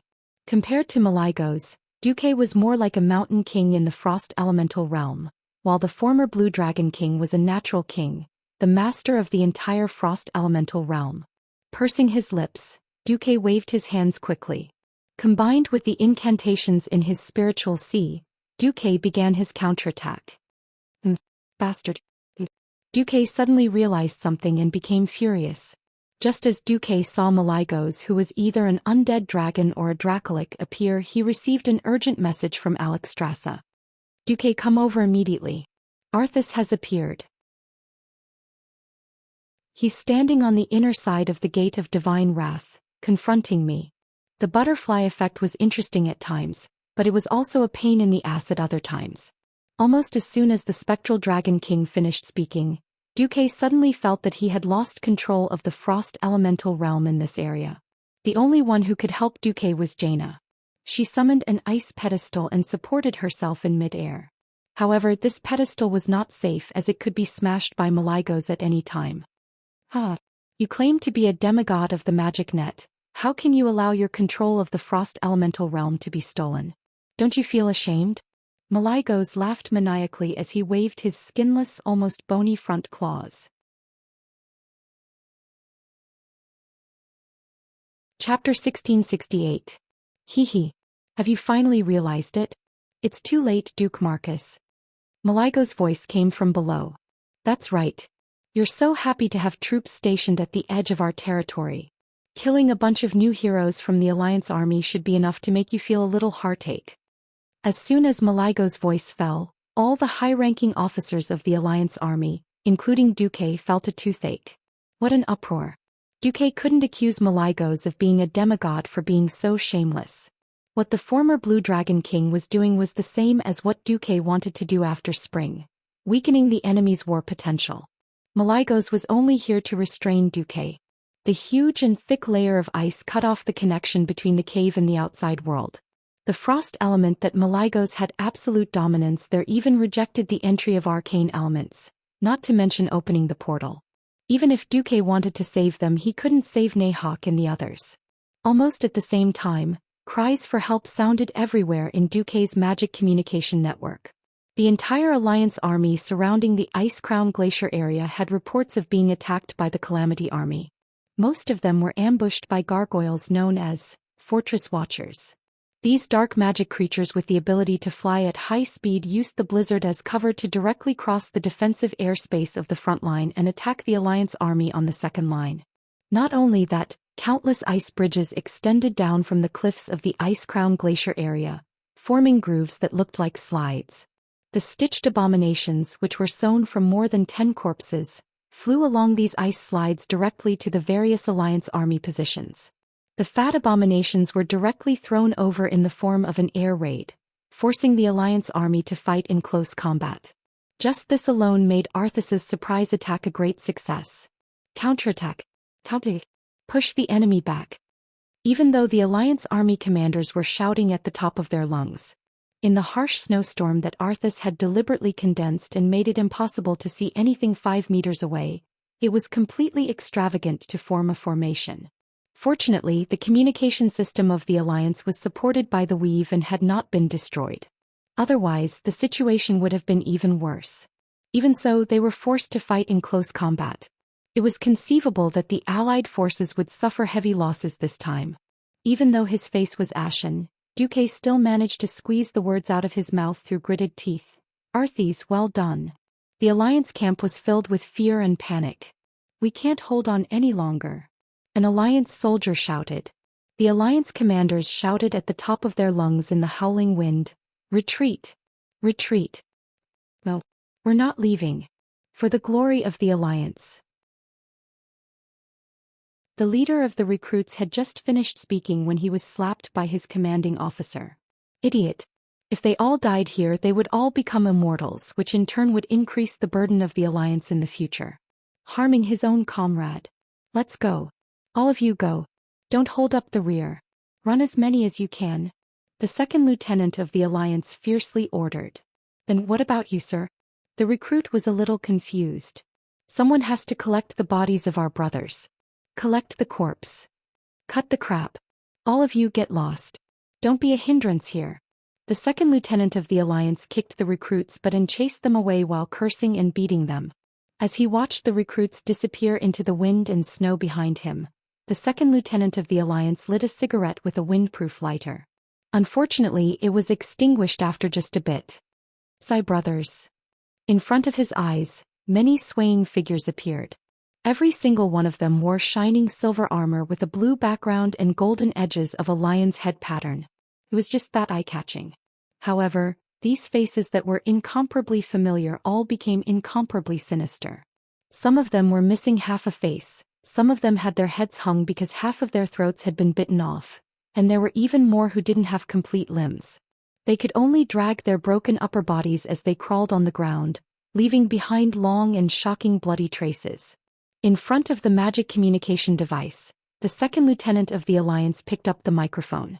Hello. Front line, position N567, Second Lieutenant John Ganner calling for Mountain Eagle. Mountain Eagle is here. N567, please speak. The image of a female Alliance soldier's head lit up in the magic mirror. Position N567 has already fallen. I had the last group of soldiers withdraw. I am already the last living person in this position. If you don't want this place to become a paradise for the undead, please fire at me as soon as possible. The female Alliance soldier stared blankly for a long time before replying with a trembling voice. Mountain Eagle understands. Second Lieutenant Ganner, do you have any last words? Long live the Alliance. After lightly saying these words, the second lieutenant of the Alliance, who wasn't much older than the recruits, was torn apart by his former comrade and dragged backwards. From start to finish, the female soldier saw that on the face of the second lieutenant of the Alliance, until the very last moment, there was still a faint smile. 3 minutes later, a fierce rumbling sound rang out from the artillery position behind position N567. The berserk artillery fire instantly drowned out the entire position, breaking down all of the humanoid figures in the entire position into components. At this moment, Duque's heart was like a raging storm, rising and falling uncontrollably. It had been a long time since the Alliance had suffered such a loss. Relying on their memories of history, the Alliance's campaigns had always been successful. Compared to the results of the battle, their losses were almost negligible. This made Duque and even the entire Alliance involuntarily enter a state of almost blind optimism. Today Arthas had taught them a good lesson. Duque didn't know how many soldiers they would lose in this surprise attack, but it was definitely more than 10,000. This was the largest single battle loss since Duque became the Alliance's commander-in-chief. It wasn't to the extent of hurting their muscles and bones, but it was definitely enough to be recorded in the history of the war for all the people of the Alliance to remember and learn from. Have I been slapped in the face? Duque smiled bitterly. Onyxia came. She used the ultra-high temperature of deep breath to burn the thick layer of ice. Coupled with Duque's fire magic, this was only able to suppress Maligos by a little. The layer of ice in the pit of the arena was decreasing at a speed visible to the naked eye. However, everyone knew that at this pace, by the time they forced Maligos to escape, the corpses of the Alliance warriors, led by Milhouse, would have turned cold. Duque could even foresee that when they killed their way to the bottom of the pit, they probably wouldn't even be able to collect their corpses. With Arthas's vengeful personality, he would definitely turn these warriors into immortals and place them in Ice Crown Fortress to wait for the arrival of the Alliance army after strengthening them. Perhaps, there would be another lich called Millhouse Mana Storm. Just as Duque's thoughts were running wild, a shrill scream suddenly came from under the ice. Bastard! What are you doing? Who are you? Ah.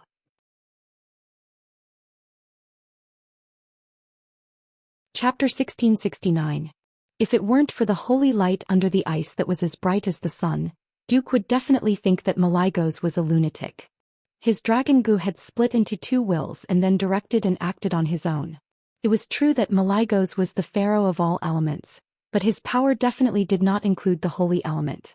It was obvious that a top-tier holy knight had ambushed Malygos. This holy light was definitely not ordinary. Even Riadaline and Merid, who were known as the top holy knights in the Alliance, were slightly inferior to this holy light. Duque's head was about to explode, but he still could not figure out which fellow's holy light was so powerful. Moreover, this holy light gave him an inexplicable sense of familiarity. Unfortunately, due to the extremely surging and evil frost elemental energy of Malygos, his perception was rather blurry. Even the system elf could not give an accurate judgment. Could it be that Turalian and the others have returned? Isn't this too much of a coincidence? Duque muttered to himself. The dragon lich's crazy voice came from below again. No. I am the king of magic of Azeroth. I am the original god of magic. All elements must be under my control of the magic net. Oh no, go back? Yes, my master. As Duque, Jaina, Onyxia, and Salyafar watched in astonishment, Malygos' elemental reaction left the arena at high speed through the underground tunnel. Malygos ran away with his tail between his legs, and the thick layer of ice was no longer a problem. The doubts in his heart grew stronger. Duque could not wait to break the ice. He left the Black Dragon Princess here to continue melting the ice while he teleported to the lowest level of the cave with Jaina.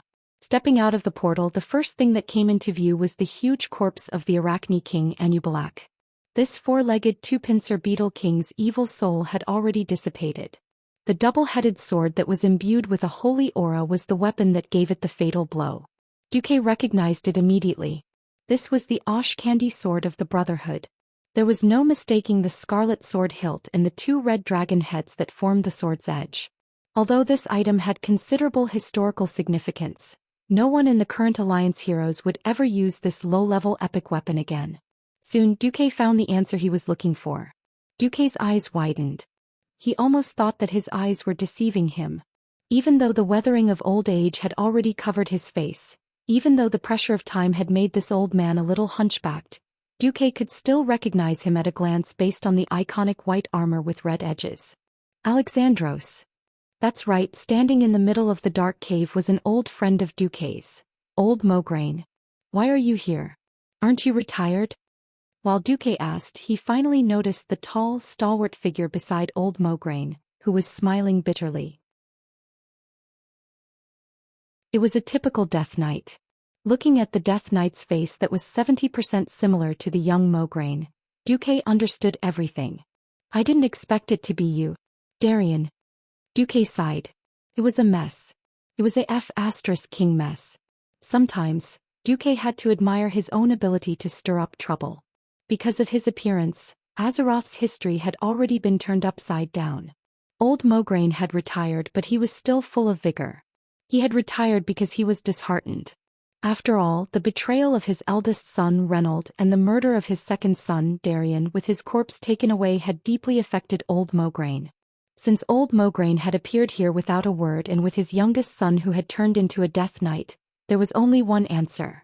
Answer me, Darian Mograine, have you broken free from the Lich King's shackles?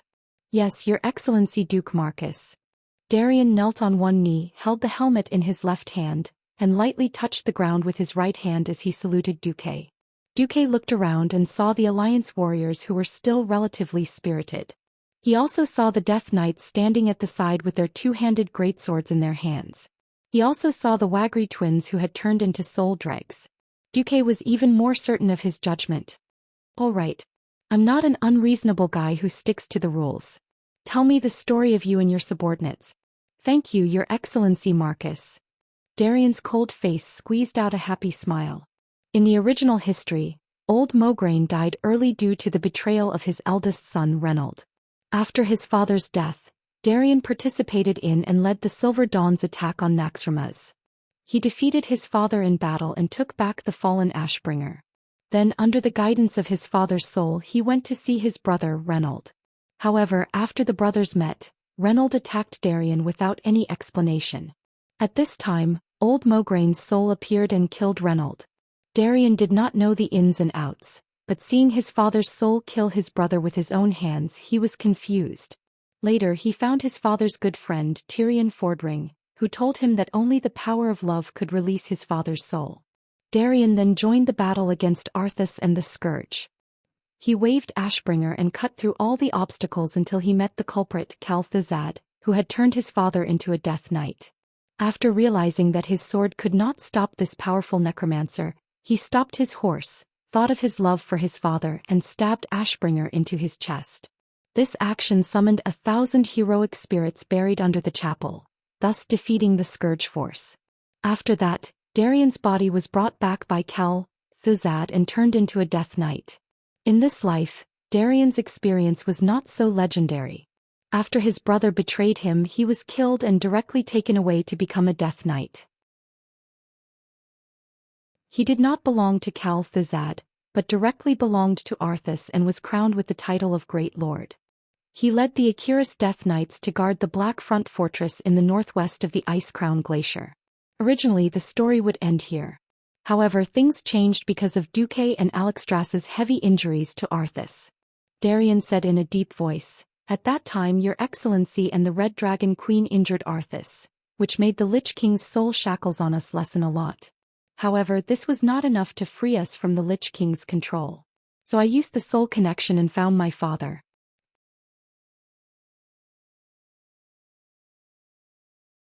Chapter 1670. Duque turned his head and glared at Oldemo. "Hey.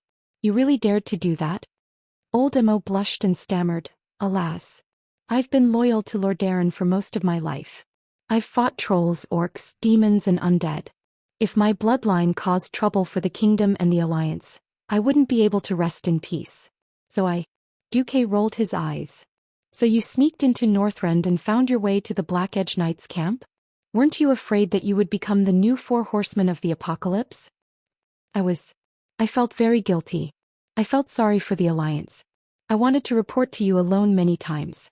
But I chose to keep the appointment. I waited for Darian outside the Ice Crown Glacier." Old Mograine said it casually, but who could understand his feelings? After so many inner struggles, both of his sons had become Death Knights.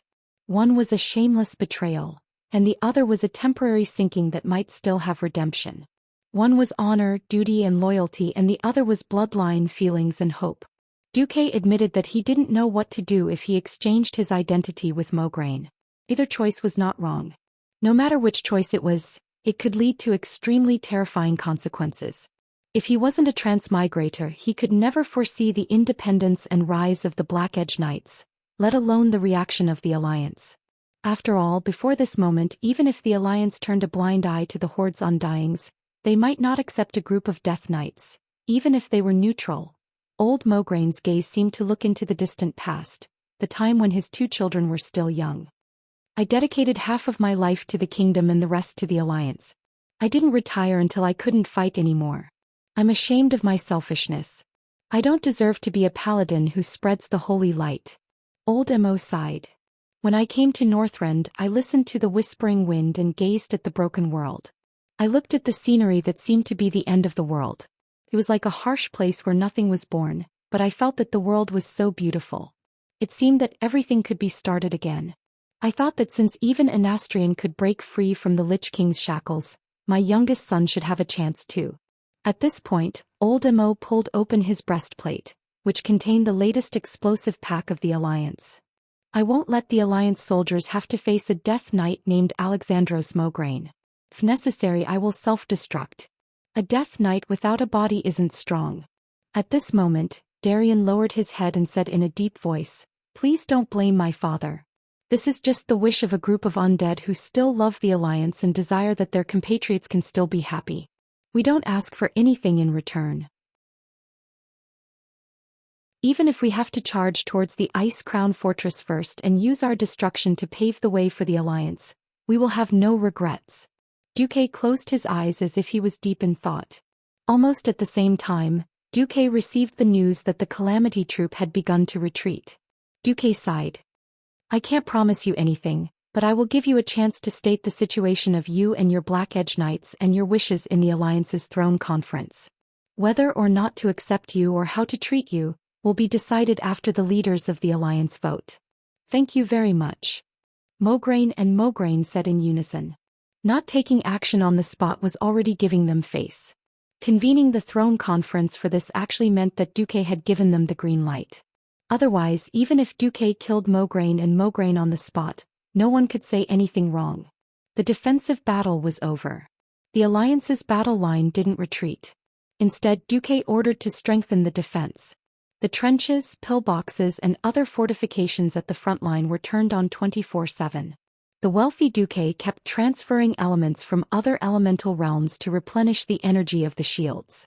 The commanders of the Alliance chased the soldiers who were warm out of the barracks and strengthened the fortifications again. The army gathered at the Cliffs of Storm and the Crystal Song Forest, while the rest of the areas were patrolled by the wyverns of the Sleeping Dragon Temple. There were also enough reserves left in the Northwind Taiga and other places, ready to counterattack at any time. 3 days later, the throne conference began in Naxxramas. Half of the Alliance's leaders attended, while the rest watched and voted through the magic mirror.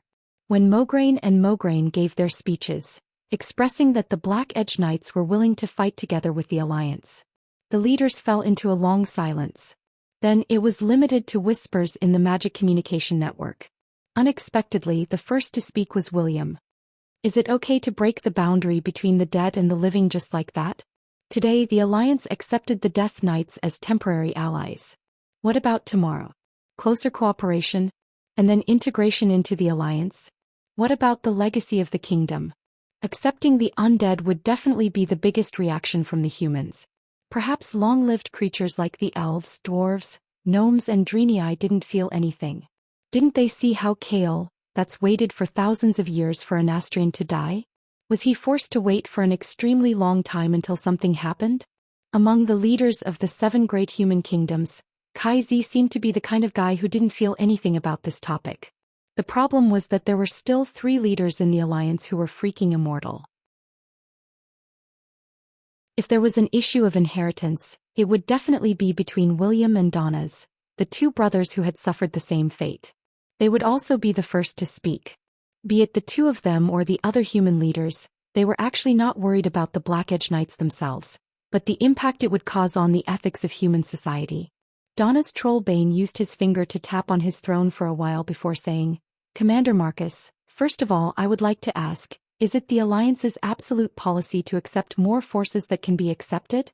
Duque said resolutely, the Burning Legion will definitely return.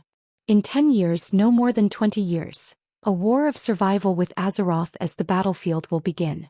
I think the scene of Archimonde's arrival and the destruction of the Dalajan is still fresh in most people's minds, right? Everyone was silent. Magni said, the tribe accepts the Forgotten Ones because the tribe has the tradition of using Death Knights. But the tribe is not the Alliance. Why do we believe that the Death Knights of the Black Edge Knights won't turn on the Alliance and all the living at the critical moment? Both Mograine and Big Mograine shuddered at the same time. They couldn't say for sure about this.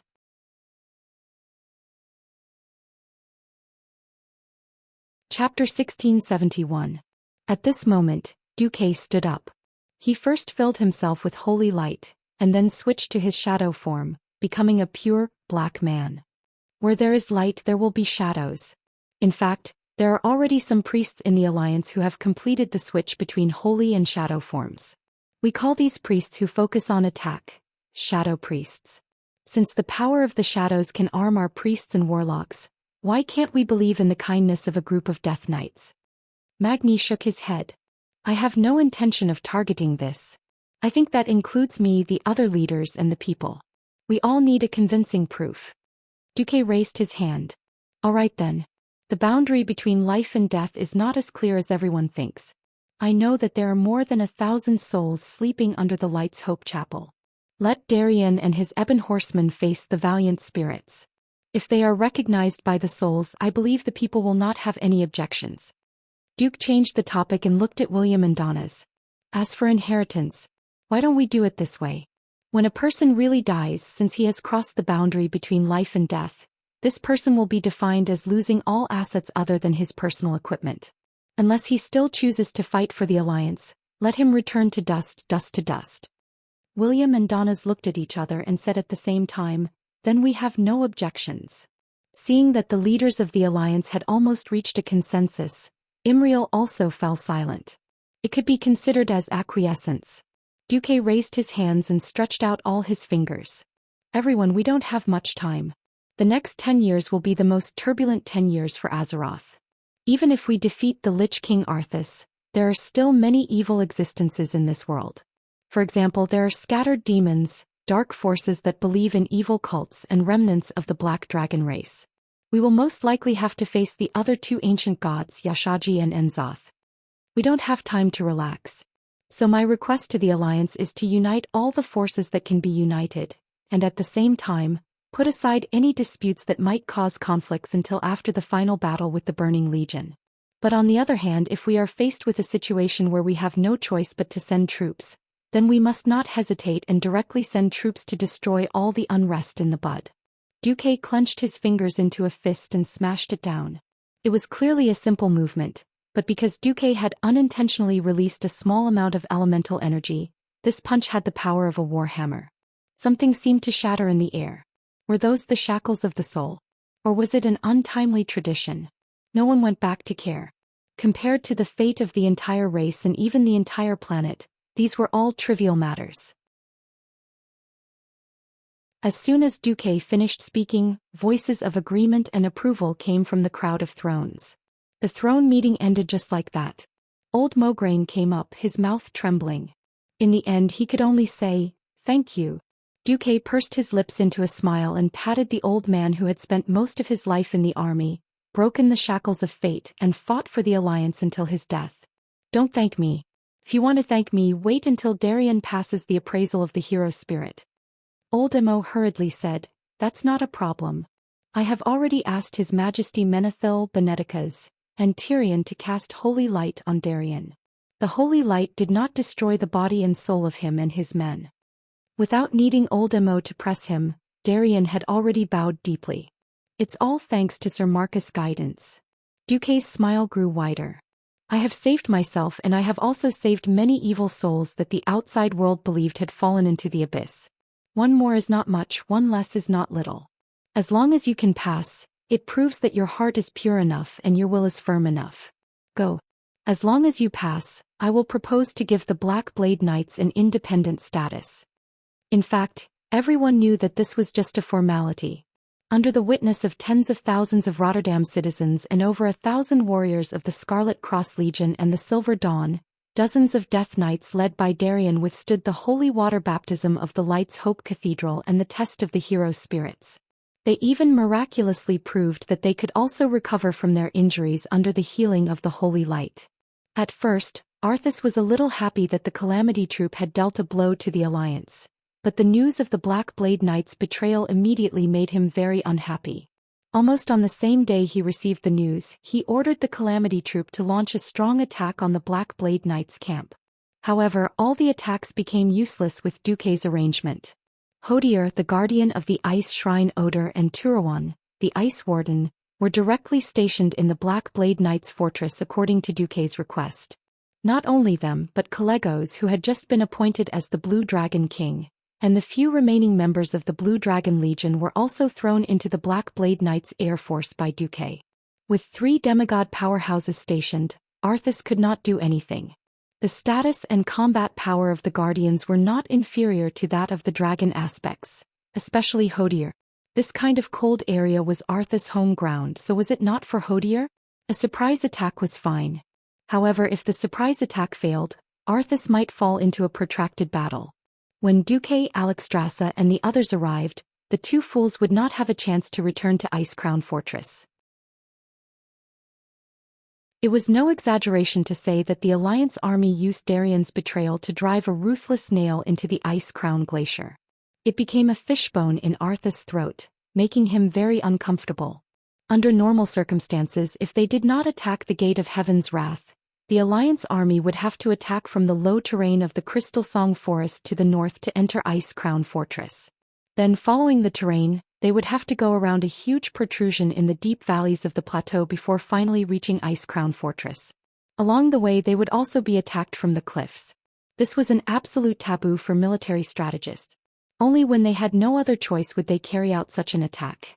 Now, with the recovery of Otter and the betrayal of the Black Blade Knights, the Alliance army was able to suppress the Calamity Army's forces in the northwest and northeast of Ice Crown Glacier. This was especially so for the Shadow Vault, where the Black Blade Knights were. With this nail, the Calamity Army would not be able to station a large number of troops in the Iron Wall Dam to the east of Ice Crown Glacier, the Door of Death Mordressa, and the Door of Desolation to the north, Ordrisa. The only thing that could truly obstruct the Alliance army's attack was the Door of Fear, Kalisa, in front of Ice Crown Fortress. Of course, they still could not let their guard down because behind the Door of Fear, there were still the Dark Cathedral, and Malakaris, Evil Castle, the two bases of the Calamity Army guarding Ice Crown Fortress.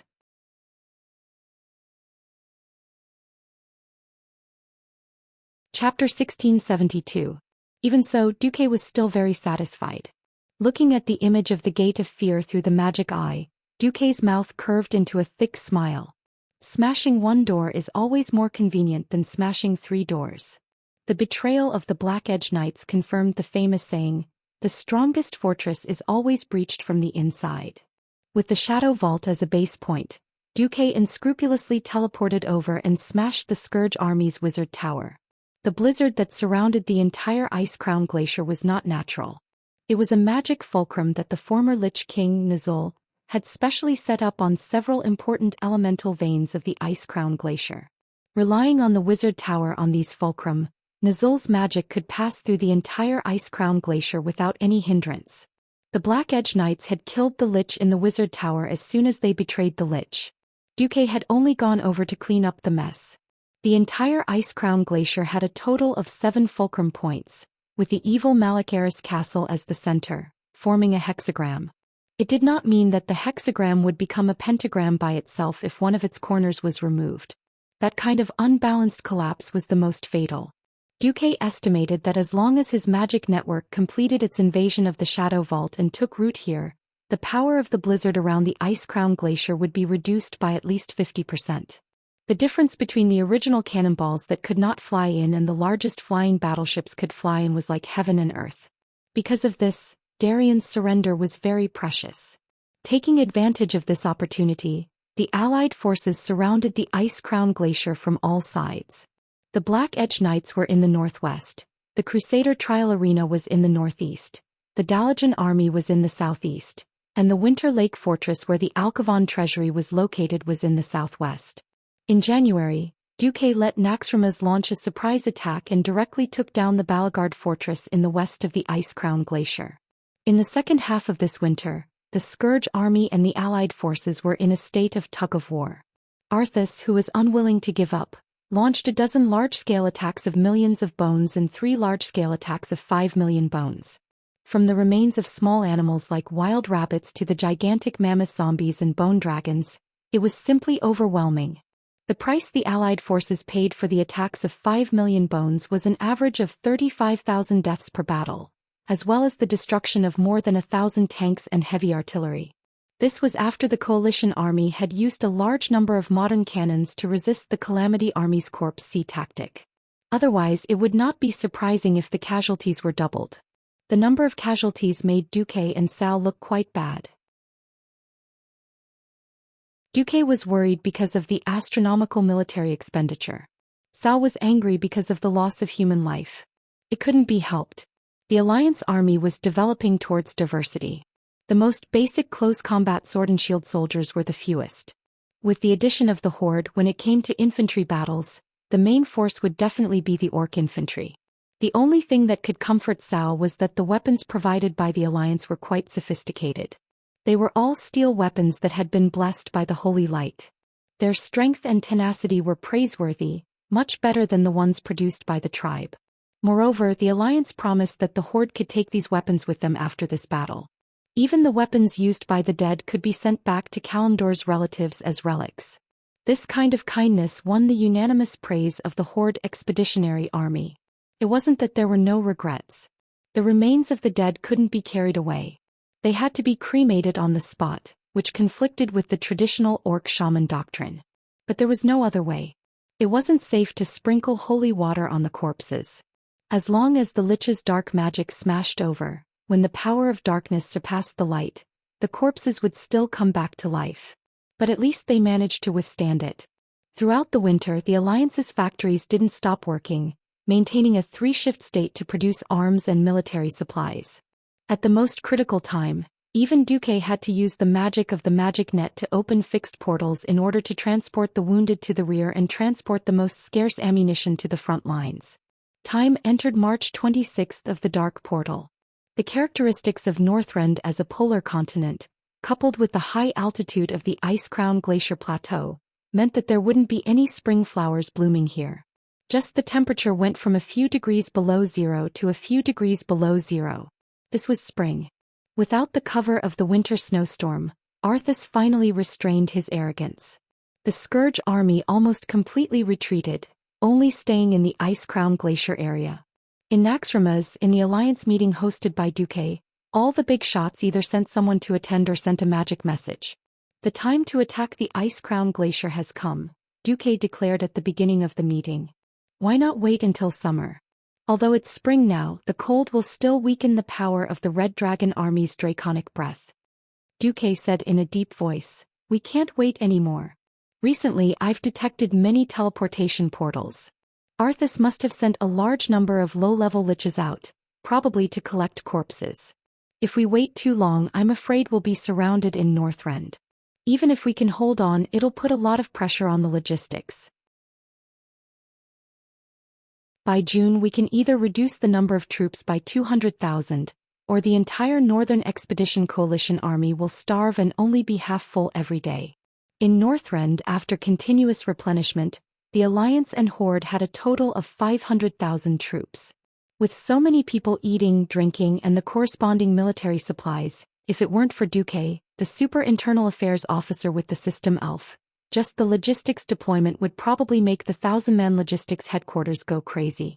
After all, not counting the summary and judgment, there were already more than 3,000 logistics officers carrying out logistics work. And that didn't include the non-military logistics personnel. Fortunately, as early as the Battle of Mount Hyjal, the Alliance began to focus on training logistics personnel for cross-sea warfare. Only then did they barely have enough logistics officers. In fact, the merchant ships of the Marcus family, Kurtiras and Ultrak family, apart from the necessary regular trade ships, had all been called up to supply Northrend. But it was still not enough. "All right. Let's fight." Sar sighed. Losing 100,000 soldiers in one winter would be a huge blow to the horde that had just arrived at Kalimdor. Even with Draenor's beastmen, 100,000 young and strong beastman warriors was still not a small loss.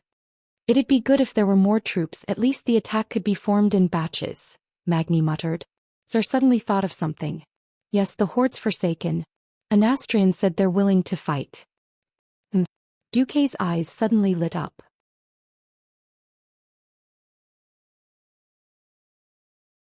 Chapter 1673. Not only Duque but the eyes of the other Alliance bigwigs also lit up. The factors involved were complicated. Back then, the Forsaken led by Anastrian established a kingdom in Lordaeron and almost established the Undercity, which left a deep psychological scar on the people and elves of Lordaeron. If it weren't for the fact that they couldn't spare their hands, perhaps the Alliance would have hunted them down long ago. There wouldn't have been a new Undercity in winter-spring, and they wouldn't have found a chance to join the tribe. On the other hand, the Undying's thugs were actually quite useful. The Undying, who didn't need food or supplies and didn't fear the cold, could be said to be the best cannon fodder. For example, the activity of the Black Blade Knights in the winter left a deep impression on the Alliance bigwigs. From a commander's point of view, sometimes they wished that their subordinates were all obedient and powerful Death Knights. On the other hand, the Alliance wouldn't feel the pinch no matter how many people died in the tribe. If Anastrian was really willing to allow the few Forsaken to join the battle, it would be a useful addition no matter what. In fact, Cao was also tempted by the Sun King's proposal. For a while, Cao almost thought that the Forsaken were going to betray the tribe. After urging him a few times, the Sun King was finally willing to send out 50,000 Forsaken. Cao had seen the quality of this batch of soldiers. Very few were beastmen, and they were basically the corpses of humans and elves. As for the source, Cao didn't care. Anyway, the alliance didn't protest, so Cao pretended not to see it. This was also the mentality of digging up one's ancestral grave, and it didn't matter how many bones came. In the end, the 50,000 Forsaken went out to fight. In addition to the most elite high-grade alchemists and magic researchers, as well as some elites guarding Winterspring. It was no exaggeration to say that Anastrian pulled in all the old ones. In the northwest of the Crystal Song Forest, Duque saw the Sun King and couldn't help but tease him. "Yo, Anastrian. You're really willing. The Forsaken belong to the tribe and we are all loyal to the Great Chief. Since it's the Great Chief's call, we will obey. Now that the tribe and the alliance are allies, Sir Marcus won't order your subordinates to attack your allies, right?" Since it was a dead face, there was no expression to speak of. No one could read Anastrian's thoughts from his fiery eyes. You sure know how to talk. Don't worry, the alliance will never attack our allies. Not in the past, not now, and definitely not in the future." Of course, Duque dared to say this out loud. However, Duque changed the topic. "That's right, I always feel that you're a guy who won't get up early without benefits. Why are you willing to bet almost all of the forgotten ones?" In the face of Duque's questioning, the Sun King was not annoyed. In his deep and dark eye sockets, his fiery eyes moved to the right and looked at Darien. "The Alliance can accept Death Knights, so why can't the Forsaken of the Horde accept their undead compatriots who are freed from the bondage of the Lich King?" His words sounded quite reasonable. The Alliance leaders all had expressions on their faces. Although the Scourge army was the enemy of the world, the Forsaken could use war to sustain war if they operated well. Compared to Arthas's brutal double enslavement of the mind and soul, the freedom of the Forsaken was, of course, more attractive to the undead freed from slavery. Perhaps if the boss of the Black Blade Knights was not Darien Mograine, but a former Horde Orc chief, perhaps the Black Blade Knights, which had thousands of high-level Death Knights, would have been taken advantage of by the Horde. Duque and only Duque looked at Anastrian with eyes full of ridicule. This kind of look that seemed to see through everything made the Sun King very uncomfortable. He said in a bureaucratic tone, "Your Excellency Supreme Commander Marcus, the Forsaken army is preparing to attack. Do you have any additional instructions?" Duque smiled. "No. I'm eager to see the active figures of the Forsaken on the battlefield. You'll see it." With that, the Sun King turned around and left. At 9 o'clock in the morning on March 15, year 26 of the Dark Portal, the Allied forces formed by the Alliance, the Horde and the Sleeping Dragon launched an attack on the Ice Crown Glacier from 6 directions at the same time. The first to fire the cannon was the Balagard Fortress on the high mountain to the west of the Ice Crown Glacier. After the Alliance captured this place, they used the mobility of the floating fortress, their overwhelming military strength, and their advantage in top-level combat power to take down the Kurgala Fortress, which was further east. Then they used half of the winter to strengthen the 2 fortresses and the fortress, installing more than 500 modern cannons on them, the smallest of which had a diameter of 203 millimeters. At 9 o'clock, together with a total of 2,000 cannons on Naxxramas, they poured artillery shells on the Gate of Fear, Kaelisa in the east and the Dark Cathedral in the southeast. In just 3 hours, more than 50,000 artillery shells of various sizes were fired. Although they were unable to destroy the fortress-level ice shield as well as the Gate of Fear, which was a full 30 meters thick and 100 meters tall, they successfully flattened most of the Dark Cathedral, which nurtured dark wizards. The huge dome was directly blown up. The Wintergrasp Lake Fortress in the southwest was quiet. The Alliance would not attack from this side. After all, although the Ice Crown Fortress was to the northeast of Wintergrasp Lake. Only an idiot would choose to attack a fortress on a high mountain that was more than 1,000 meters higher than Wintergrasp Lake from a place with an elevation of 70 degrees. The real battle was on the southeastern side of the Crystal Song Forest. The first to attack was the Dalajan. The Dalajan, personally led by Kael, did not directly take the brunt of the Scourge army's anti-air artillery. After all, the Dalijan was first the capital of an alliance kingdom, then a holy land of magic, and finally a fortress. It was completely different from a floating fortress like Naxxrama's, which specialized in flying around the world to cause trouble. The Dalijan's mage tower was enough to make the mages' hearts ache for a long time if any one of them was destroyed. Therefore, the Dalijan's role this time was to support. It flew to an altitude of 3,000 meters and then poured mud down. Yes, it was filling up the river. The Ice Crown Glacier's defense line was at the most gentle mountain pass, which happened to be the source of the River of Weakness.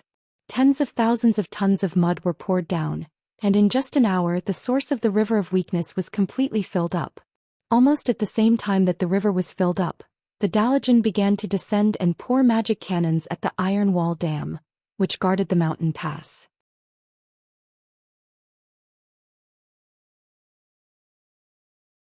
Chapter 1674. Times were changing, technology was developing, and the development of magic continued. Compared to the Dalijan that had suffered heavy losses during the battle with Naxxramas, now the Dalijan was on a path of no return in the direction of the magic stronghold.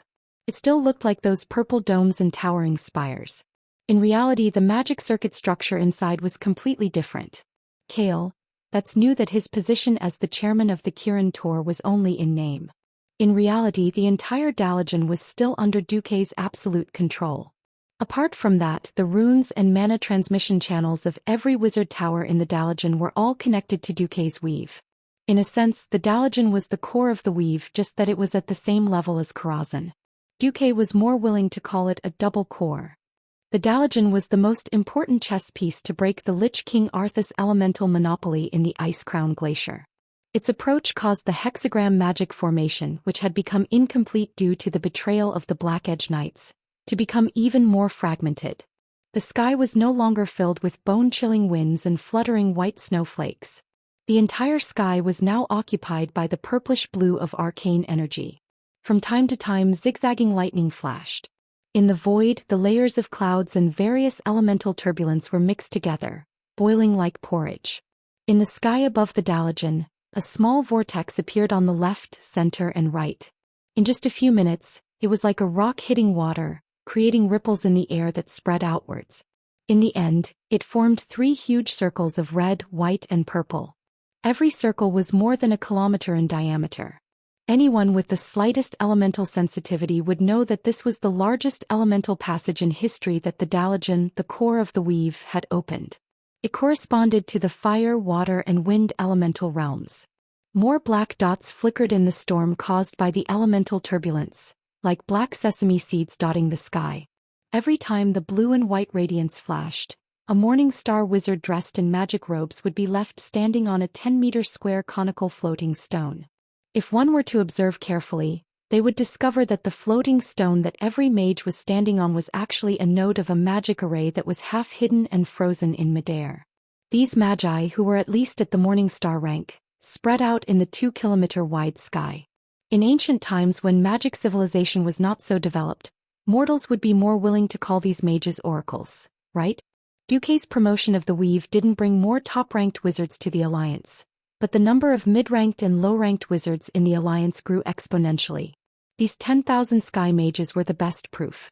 Although they all had various drawbacks of rapid growth, their combat strength was real. On the Calamity Army's side, every Undying looked up at the sky. There was a moment of silence on the battlefield. The 12 huge flying warships were like 12 pages of a book. They circled around the Dalijan and slowly turned to face the dam. The muzzles of the magic cannons that stretched out from the opened cannons shone brightly under the elemental radiance. Those with sharp eyes would notice that the insignia of Duque's storm was engraved on the barrel of each cannon. When the 12 magical warships, which were built using the same principles as the floating city, turned around one by one and aimed at the dam with one side of the ship's side, the giants guarding the dam keenly felt a great danger looming over them. There was no sound in the sky, only the sounds of nature. All the commands were transmitted and communicated in the domain of magic. Magic warships in position. Open the cannons. In the next moment, the 12 warships shook violently. One side of their hull suddenly shot out a rainbow light that wasn't fire. It was the radiance of high-purity fire elemental energy. Roar! Before the Alliance soldiers could react, the 6-story-tall giant standing on the defensive line of the dam let out a deafening roar. A bright explosion suddenly spread across the entire defensive line of the dam. This was just the appetizer. When the magic warships poured all their firepower on the giant undead creatures, the new generation of more advanced magic-infused cannons that were directly connected to the magic net began to display their power. If the traditional magic cannons only turned the giant undead creatures into human-shaped torches, it would take a while to burn their bodies and souls to ashes. But the new magic-infused cannons could not only destroy the undead creatures, but they could also directly threaten the fortress that had been strengthened by magic runes. When the Dalajan fired all the magic cannons toward the northwest, even Arthas, who was watching the battle from the ice throne in the distant Ice-Crown fortress, raised his head subconsciously and faced the direction of the Dalajan. It was simple. In that instant even he, the Lich King, felt threatened. Rumble! There was an earth-shattering explosion. Immediately when the cannons stopped firing, the members of the Silver Hand Knights, led by Theon, quickly rushed to the giants of flesh and blood who had not yet fallen under the cannons. More than 100 holy knights raised their weapons at the same time, descending from the sky in a horse-slashing stance and swinging their weapons at the monsters. More than 100 streaks of holy aura extended from the flame-shaped weapons in their hands, piercing through the monsters whose life force had fallen to its lowest point in an instant. Many undead creatures were directly blown up. At the southern end of the plains that were once filled by the River of Weakness, Anastrian, the Sun King, silently watched the collapsing defensive line of the Scourge. If it had been 20 years earlier, this terrifying defensive line would not have been shaken at all. But now the huge dam was collapsing and fragments the size of houses were falling down. All the undead creatures except the undead creatures below were flattened. The skeleton archers with bows and arrows, as well as the liches with magic staffs, who were neatly lined up on the dam, were all flattened. If it were not for the fact that there was a steady stream of Scourge soldiers pouring out of the secret passage behind the dam, the Sun King would have even thought that the defensive line had been completely destroyed, and that the Forsaken under him would not be able to do anything. The Sun King raised his golden magic staff with a phoenix head high, and the deep voice of the soul spread throughout the spirit sea of all the Forsaken. For eternal death. With that, the army of undead creatures surged toward the higher mountain pass of the Ice-Crown Glacier. It was like water flowing backwards, giving people a discordant and dazed feeling.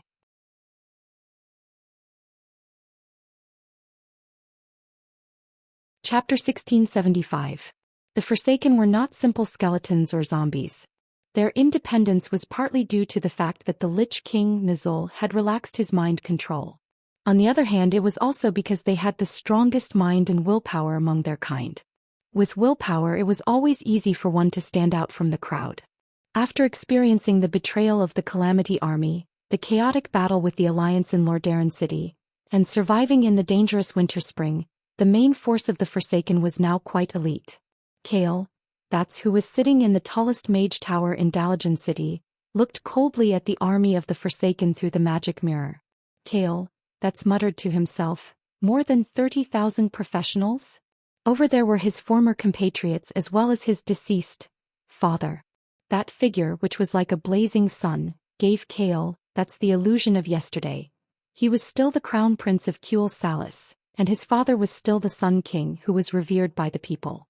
Unfortunately, that figure had become extremely unfamiliar, skinny, and full of an ominous aura. From the beginning he could not understand his father's thoughts, and now he could not understand even more. At this moment, as if sensing Kale, that's spying, Anastrian turned his head. He raised his dry face, which still retained the familiar outline, and grinned at Kale. Kale, that was originally sitting on the Kirin Tor chairman's throne, holding his head. At this moment he suddenly stood up and his face turned ashen. Is he mocking me?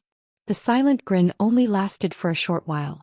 The Sun King did not continue to look at the floating castle in the sky. He turned around and began to move forward under the escort of a few high-level liches. Tens of thousands of Forsaken warriors waved the sharp blades provided by the Alliance, wore brand new armor, and rushed toward the ruins of the dam. They were like marching ants, devouring all the Calamity warriors who attempted to resist along the way. They looked exactly the same, but they easily disassembled their compatriots into parts. The huge abominations belonging to the Forsaken waved heavy axes or meat cleavers, hacking at the struggling giants of flesh and blood. The entire hillside was filled with a rotten stench. This was like a battlefield that no one had cleaned up. It was like a breeding ground for plague. In the sky, Kale, that squinted his eyes. This was why the Alliance would never send troops to fight alongside the Forsaken. Just the stench alone was enough to reduce the combat power of the Alliance warriors by 30%. Therefore, the Alliance used the cooperation of all the air forces along the way. As long as the Calamity army dared to launch an attack, the Daoist would be responsible for intercepting and destroying them. Northwest. The Ebon Edge Knights of Shadow Vault were ready to depart. 5,000 Death Knights rode their skeletal war horses silently and stood on the plateau. They allowed the Alliance artillery unit behind them to pour shells into the canyon below the mountain. The Black Edge Knights would not attack now. They would only launch a pincer attack from the west when the Alliance army attacked the desolate Dor al-Dusa. The only variable was in the northeast. What? William exclaimed in shock.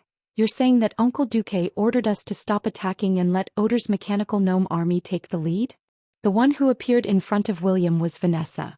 She directly showed the order with Duque's seal. Damn it, we've been training in the arena for the whole winter, from field battles to siege battles. Our brothers are all rubbing their palms. We've been waiting for this day. Why did they suddenly stop? We're the vanguard. Valilla, one of the epic hero thieves and William's team, screamed. Regarding who was the #1 thief in the Alliance, Valilla had always believed that if they had the same equipment she would definitely be able to defeat Vanessa. Unfortunately, equipment was also a part of one's strength. In a situation where the difference in strength was not more than one level, she would always be defeated if her equipment was not good enough. Seeing that Vanessa had stopped the army's attack, Valilla was rather displeased. On the contrary, Druid Brawl Bearmantle was the most mature and steady. Among the three of them, he often played the role of stabilizing the situation. William and Valilla were both the kind of characters who seemed calm but would roar fiercely once they started fighting. Only he was pulling the reins of the two of them, preventing them from courting death. Therefore he grabbed Valilla's arm. Uncle Duque, do you have any other commands? William asked calmly. Be careful of the tribe's siege weapons. Vanessa said seriously. We found out that the Forsaken are carrying an unknown plague weapon. It's stored in a jar in liquid form and launched as a throwing weapon. I personally stole a little bit of it, and after Master Marcus' urgent research, I discovered that not only can it destroy the undying, but it also has a terrifying lethality to the living. After hearing Vanessa's words, William and the other two felt terrible. Items that could be used to destroy evil, such as holy water that was filled with divine power, were the most useful. Countless battles had proven that such single-use items were definitely the Calamity Army's nemesis. Moreover, holy water was not harmful to the human body, but beneficial instead. Its effects in exorcising evil and promoting the healing of wounds were rather significant. The Alliance had also provided the tribe with a large amount of holy water and standard holy light weapons. Why would the tribe not use such good and absolutely safe weapons and instead ship plague weapons? What was the meaning of this? Why don't you stop them? Or prohibit them from approaching the battlefield? William's tone was already a little stern. They have submitted an official report to the Alliance, saying that they want to test new weapons. William fell silent. The Alliance and the tribe were, after all, temporary allies. Both parties did not have a subordinate relationship. The Alliance could test new weapons in battle, and so could the tribe. They had made a report and warned them in advance. No matter how uneasy they were, they could only take precautions themselves and could not control the others. William almost gritted his teeth as he said, Adjutant, inform the troops to stop advancing and change to a state of alert. Also, please inform His Excellency Varrock Salufar to come over. Valilla asked, Do we really have to be so careful? Brawl said, Didn't you see that Commander Marcus specially sent someone to inform us? He didn't even use magic to send a message. To put it bluntly, magic transmission was just a variant application of magical energy transmission. Since it was magic, there was a possibility that it could be broken. Sun King Anastrian was one of the few master magicians in the world. No one knew exactly how powerful he was. Perhaps the one who had the highest chance of becoming a demigod after Duque was not Kaizi but him.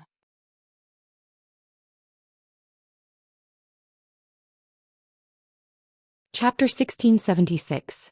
Salyafar, who had been summoned, was quite surprised by William's announcement. What happened? Why is everyone ready but not attacking? Didn't you hear the cannons from the other side of the mountain? Salyafar pointed to the far west.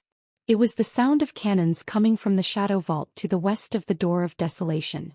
William never liked to lie. Others could say that he was irritable or even bloodthirsty, but no one would say that he was a liar. He shook his head. I received a direct order from the Alliance's Supreme Commander, Lord Duke Marcus. The Alliance's Northeast Front Army will temporarily postpone their attack. Older's Steel Army will attack first. Is there any new information that our tribe needs to know? Varrock was more experienced. He could sense that William knew something but refused to say it. William shook his head. No comment. Whether to attack according to the plan is up to you, Sir Salyafar. You can also ask Chief Sar before making a decision. Older's army will attack on time anyway. On the surface, it seemed that the Alliance was messing around by changing the order of attack without permission. The problem was that the four allied armies were not unified, and they were all marching through consultation. At this moment the Alliance had launched an attack from at least 3 directions. It could not be said that the Alliance was neglecting military strategy. Varrick's expression was very bad. I will ask Chief Sar. Varrock did not say much and turned to leave. After he returned to the tribe's encampment, he connected a magic message to Orgrimmar. Sar was also worried. What is Duque doing? This is not the Duke Marcus I know. Wajin reminded, is the Alliance conserving their forces? In the past few years the Alliance's army has become less and less fond of close combat. Sar shook his head and said with certainty, no. Duque is a wise and decisive person. When it is time to fight he will never be stingy with his sacrifice. He cares more about the covenant between the Horde and the Alliance than I do. He has never done anything that goes against the Alliance. The only explanation for him doing this now is that he knows something but can't tell me because of the situation. Why don't we ask him directly? Wajin suggested. Sar seemed to be talking to himself. Well, it's useless to ask. The reason he informed us through William is that he doesn't want to talk to me directly. According to my deduction, it must be our tribe's problem. Wajin asked, what is the first stage of the original plan? Varrock said, attack from multiple directions. However, the terrain is unfavorable in the west, so the main attack is long range. The southeast and northeast are the main attack. After the Forsaken troops in the southeast broke through the defense line of the Iron Wall Dam, they turned to attack the City of Calamity on the eastern highlands of the Ice Crown Glacier.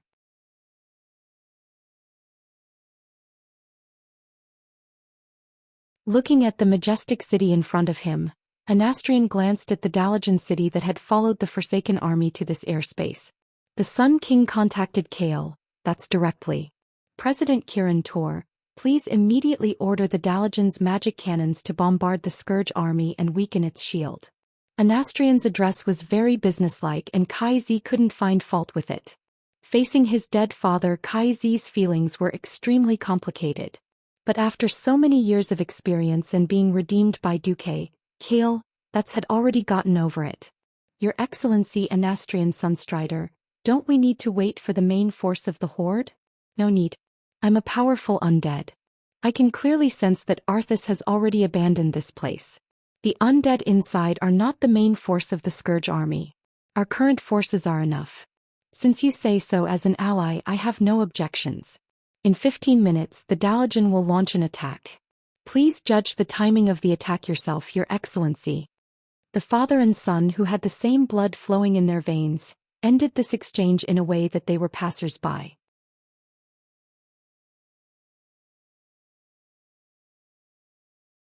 Chapter 1677.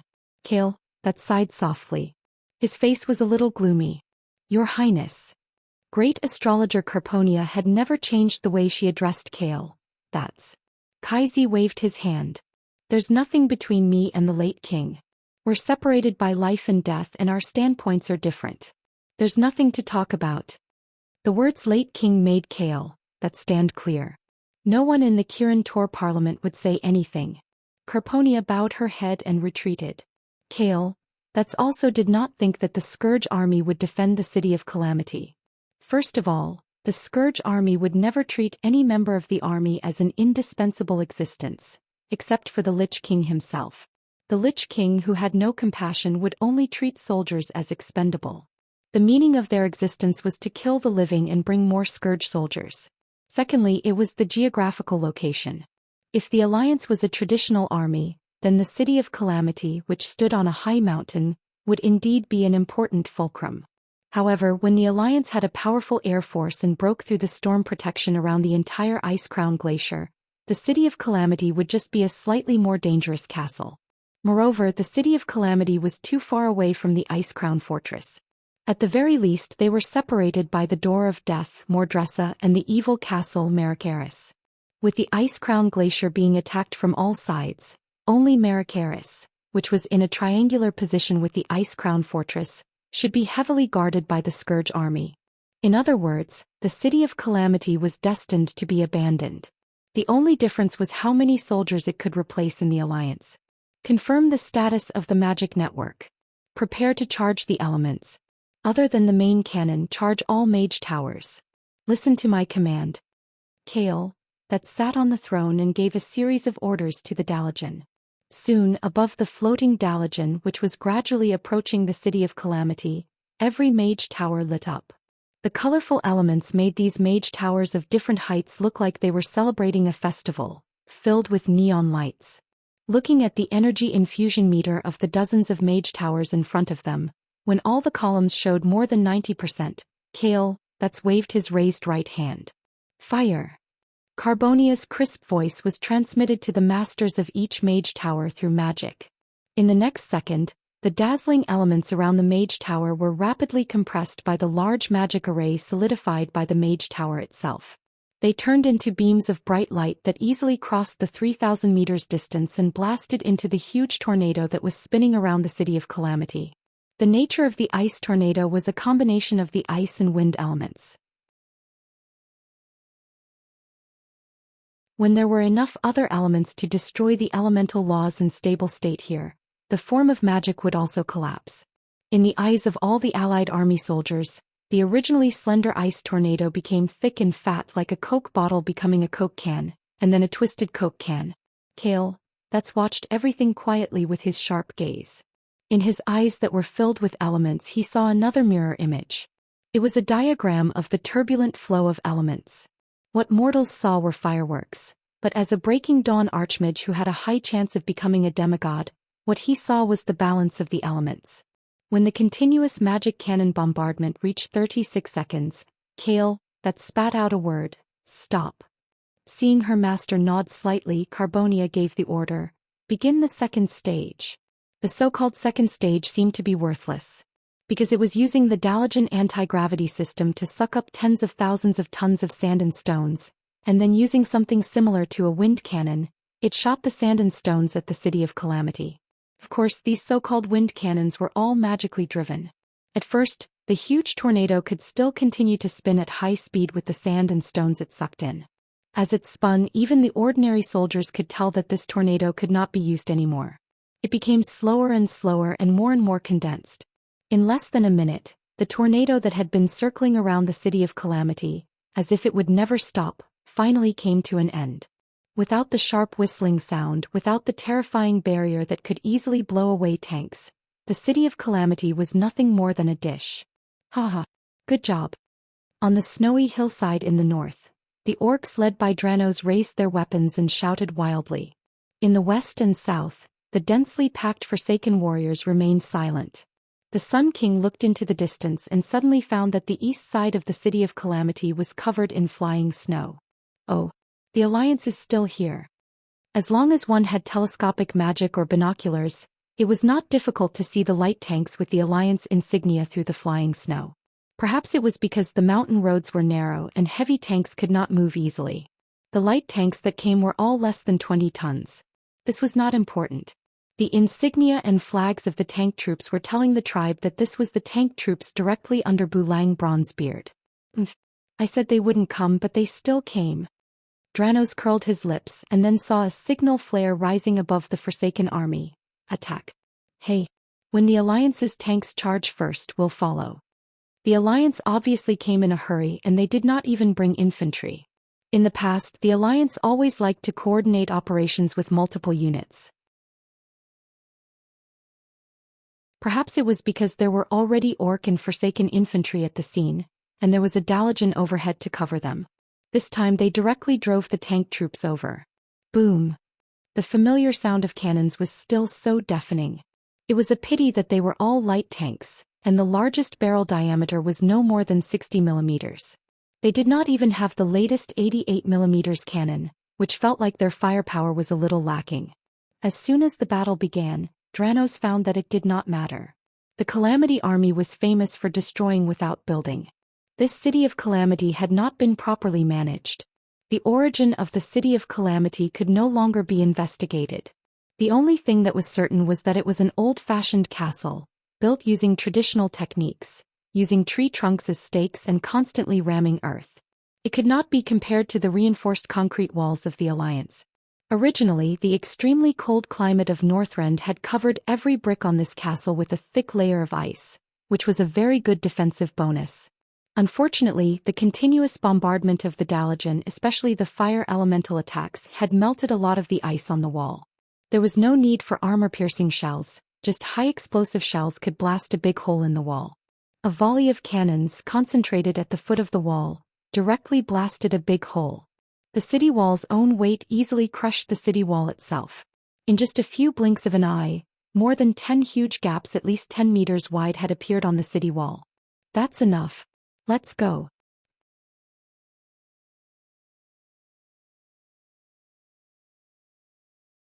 Chapter 1678. After working with the Alliance for a long time, Little Salyafar had also developed the ability to coordinate artillery, mechanized armor, and scattered soldiers. Seeing that the Alliance's tanks were the first to charge forward with their tanks, the Beastmen did not fall behind.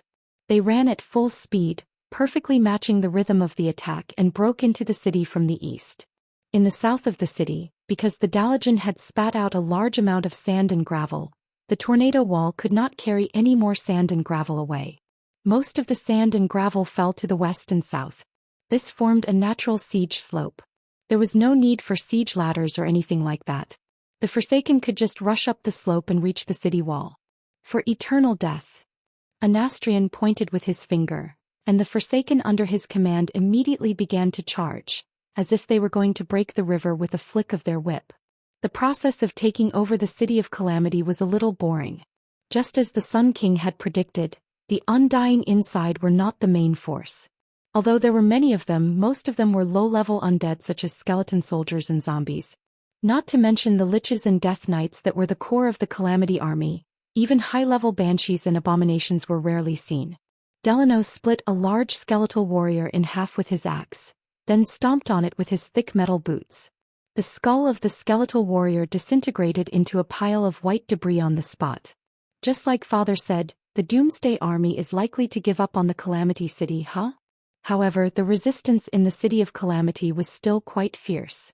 There were no high-level undead soldiers, but almost every building in the city that was slightly taller had been modified into a spirit tower. These defensive magic buildings that were full of the cursing sex style were quite annoying.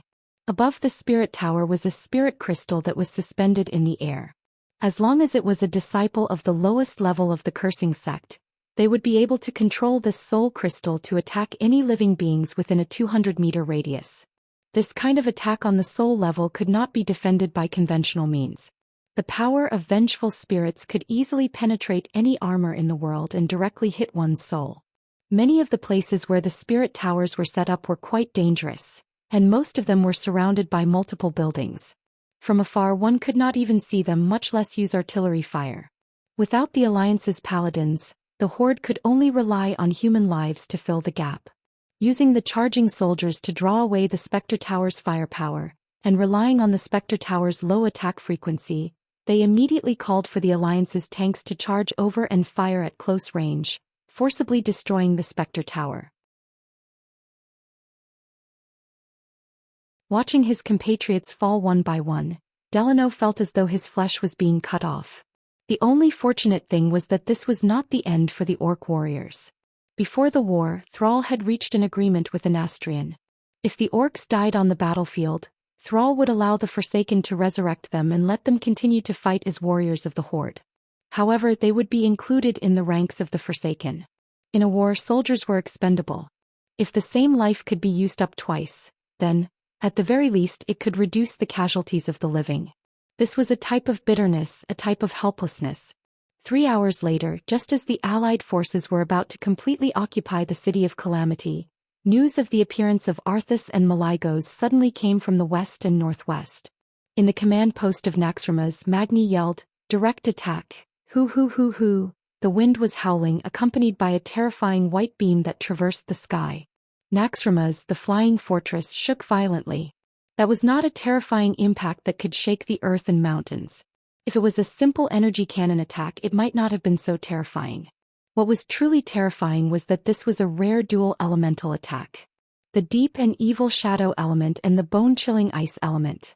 Although these two types of energy did not conflict with each other, but they were not related, they were perfectly blended together to form an unparalleled and terrifying attack. At this time, Jaina was in charge of the fortress's magic defense. As one of the Alliance's 3 existing magic powerhouses, Jaina's strength could not be said to be weak. The moment the magic mirror captured Arthas's figure, Jaina turned on the fortress's magic shield to the maximum. Naxxramas was no longer the fortress it had been under the control of the Calamity army. After falling into the hands of the Alliance, it had been expanded, reinforced, and strengthened many times. The latest strengthening was after Duque became a demigod, and a new layer of magic protection array was added to the surface of Naxxramas. Originally, after Duque obtained the Titan rune magic inheritance from Malygos, he had planned to strengthen it again. Unfortunately, due to time constraints, he did not have the time to do this. Even so, Naxxramas's magic protection ability was still quite terrifying. Even such a Naxxramas could not withstand this attack. Using the energy of thousands of wronged souls, Frostmourn's fury was ignited. This well-prepared attack easily pierced through Naxxramas's shield. Jaina did not even have time to use the elements of the magic net before the 3 layers of shield collapsed in front of her. With a terrifying roar, the east side of the fortress at a 45-degree angle with the ground, an area the size of 3 football fields, was penetrated. It entered from below and exited from above.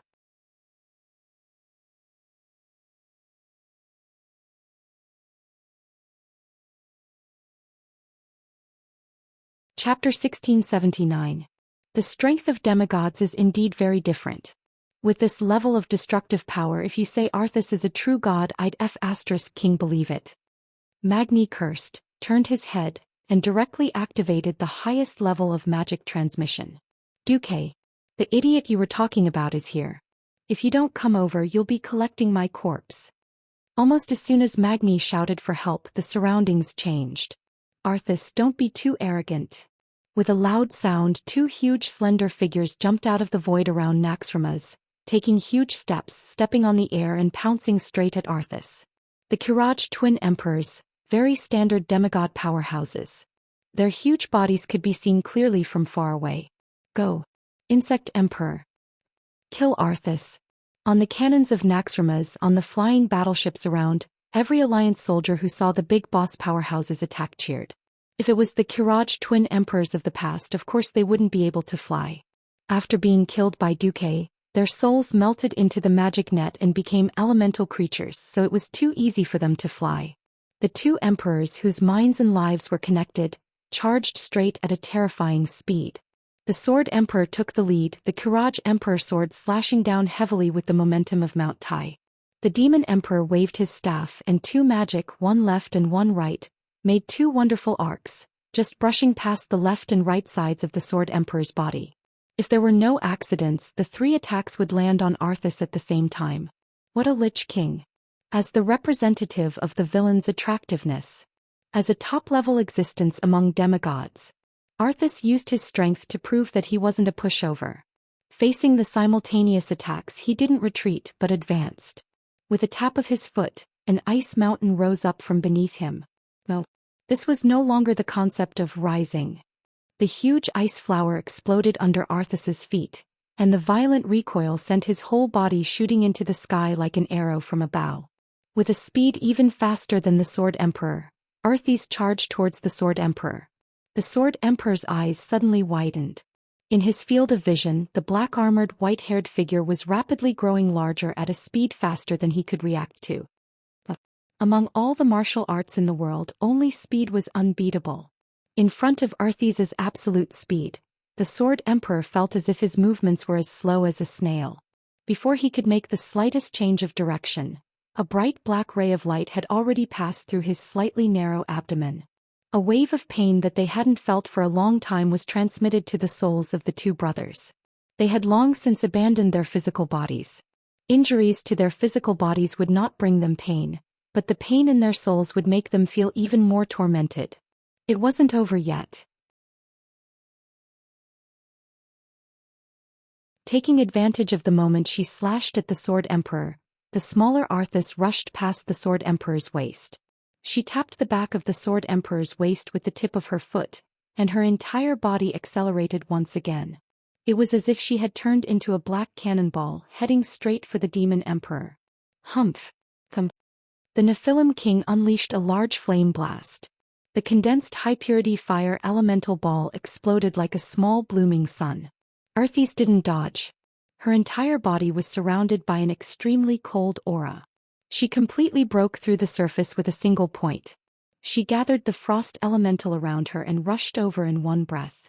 This scene could be described in one sentence. Vec-Lor wanted to kill Second Fool with an egg. Second Fool didn't want to talk to Vec-Lor, so he used a stone to burst Vec-Lor's egg. The Lich King's high strength and mystery easily destroyed the Demon Emperor's low concentration of elemental energy. Facing the aggressive Arthas, the Demon Emperor still wanted to rely on his physical immunity to take a blow from Frostmourne. Arthas seemed to have seen through the Demon Emperor's thoughts. He didn't even use his sword and directly stretched out his empty left hand. The seemingly small palm suddenly pressed on the Demon Emperor's forehead. From under the Lich King's heavy black full-cover helmet, only these two words popped out. Ice Seal. Just for a moment. The Kiraj twin emperors, whose strength had undoubtedly stepped into the demigod realm, burst out a ball of light representing annihilation at the same time. It was like the last second of a candle's candlelight. After bursting out, there was no more sound, and it completely dissipated in mid-air. The Alliance soldiers who witnessed this scene were all stunned. No one thought that the two demigods belonging to the Alliance would be so easily knocked down in 2 moves. The ferocity of the Lich King was deeply imprinted in their minds at this moment. Is Arthas really that strong? In the next second, the fear of the Alliance soldiers was immediately calmed. It was very simple because a powerful existence riding a black dragon appeared in the sky above Naxxramas. He was, of course, the supreme commander of the Alliance, Duke Marcus, and his mount, the Earth Guardian Dragon Onyxia. Ha! Arthas, you really surprised me. How dare you run out of your white turtle shell? Duque looked down at Arthas condescendingly, and his contemptuous voice spread throughout the airspace through the elemental vibration of the magic net. Every Alliance soldier couldn't help but let out the loudest cheers after hearing Duque's voice. Long live the Alliance! Long live His Excellency Duke Marcus! Our commander is the strongest. That's right, in the hearts of the Alliance people only Duque was the ultimate strong. The failure of the Kiraji twin emperors was certainly a setback. But as long as Duque did not fall, the Alliance people would have a firm belief in their hearts. Brilliant victories again and again, great achievements that were enough to be sung through the ages, forged this confidence that would not be easily destroyed and obliterated. The morale that had just fallen slightly immediately rose again. Arthas seemed to be disgusted with the recovery of the Alliance people's morale, and said coldly, "Sure enough, if you hit your dogs they will run out. Unfortunately, if those 2 dogs just now were alive they could be used to guard the door." Duque's facial muscles twitched and his left eye narrowed slightly. It must be admitted that Arthas's attack was indeed effective. If the Kiraji twin emperors were still the pair of bosses in the temple, It was estimated that they would have completely knelt by now, and even their souls would have been sucked into Frostmourne, and they would have completely become the slaves of the Lich King. However, since they were included in the magic net, their souls no longer belonged to them, and the core of their souls had long since become a part of the magic net. What Earthies had just knocked down was only a soul projection that had part of its soul and was filled with a large number of elements. Being beheaded, of course, would be greatly damaged, but after resting for a while they could still recover their strength and come out again. As for how long it would take, Duque was not sure. There was no doubt that Earthies took advantage of the gap when Duque did not personally come to the front line, and in the end, dealt a heavy blow to the Alliance camp. You're tuning in to the Zhou Xian's Legacy YouTube channel. Don't forget to subscribe and join us on this journey to catch the most captivating stories.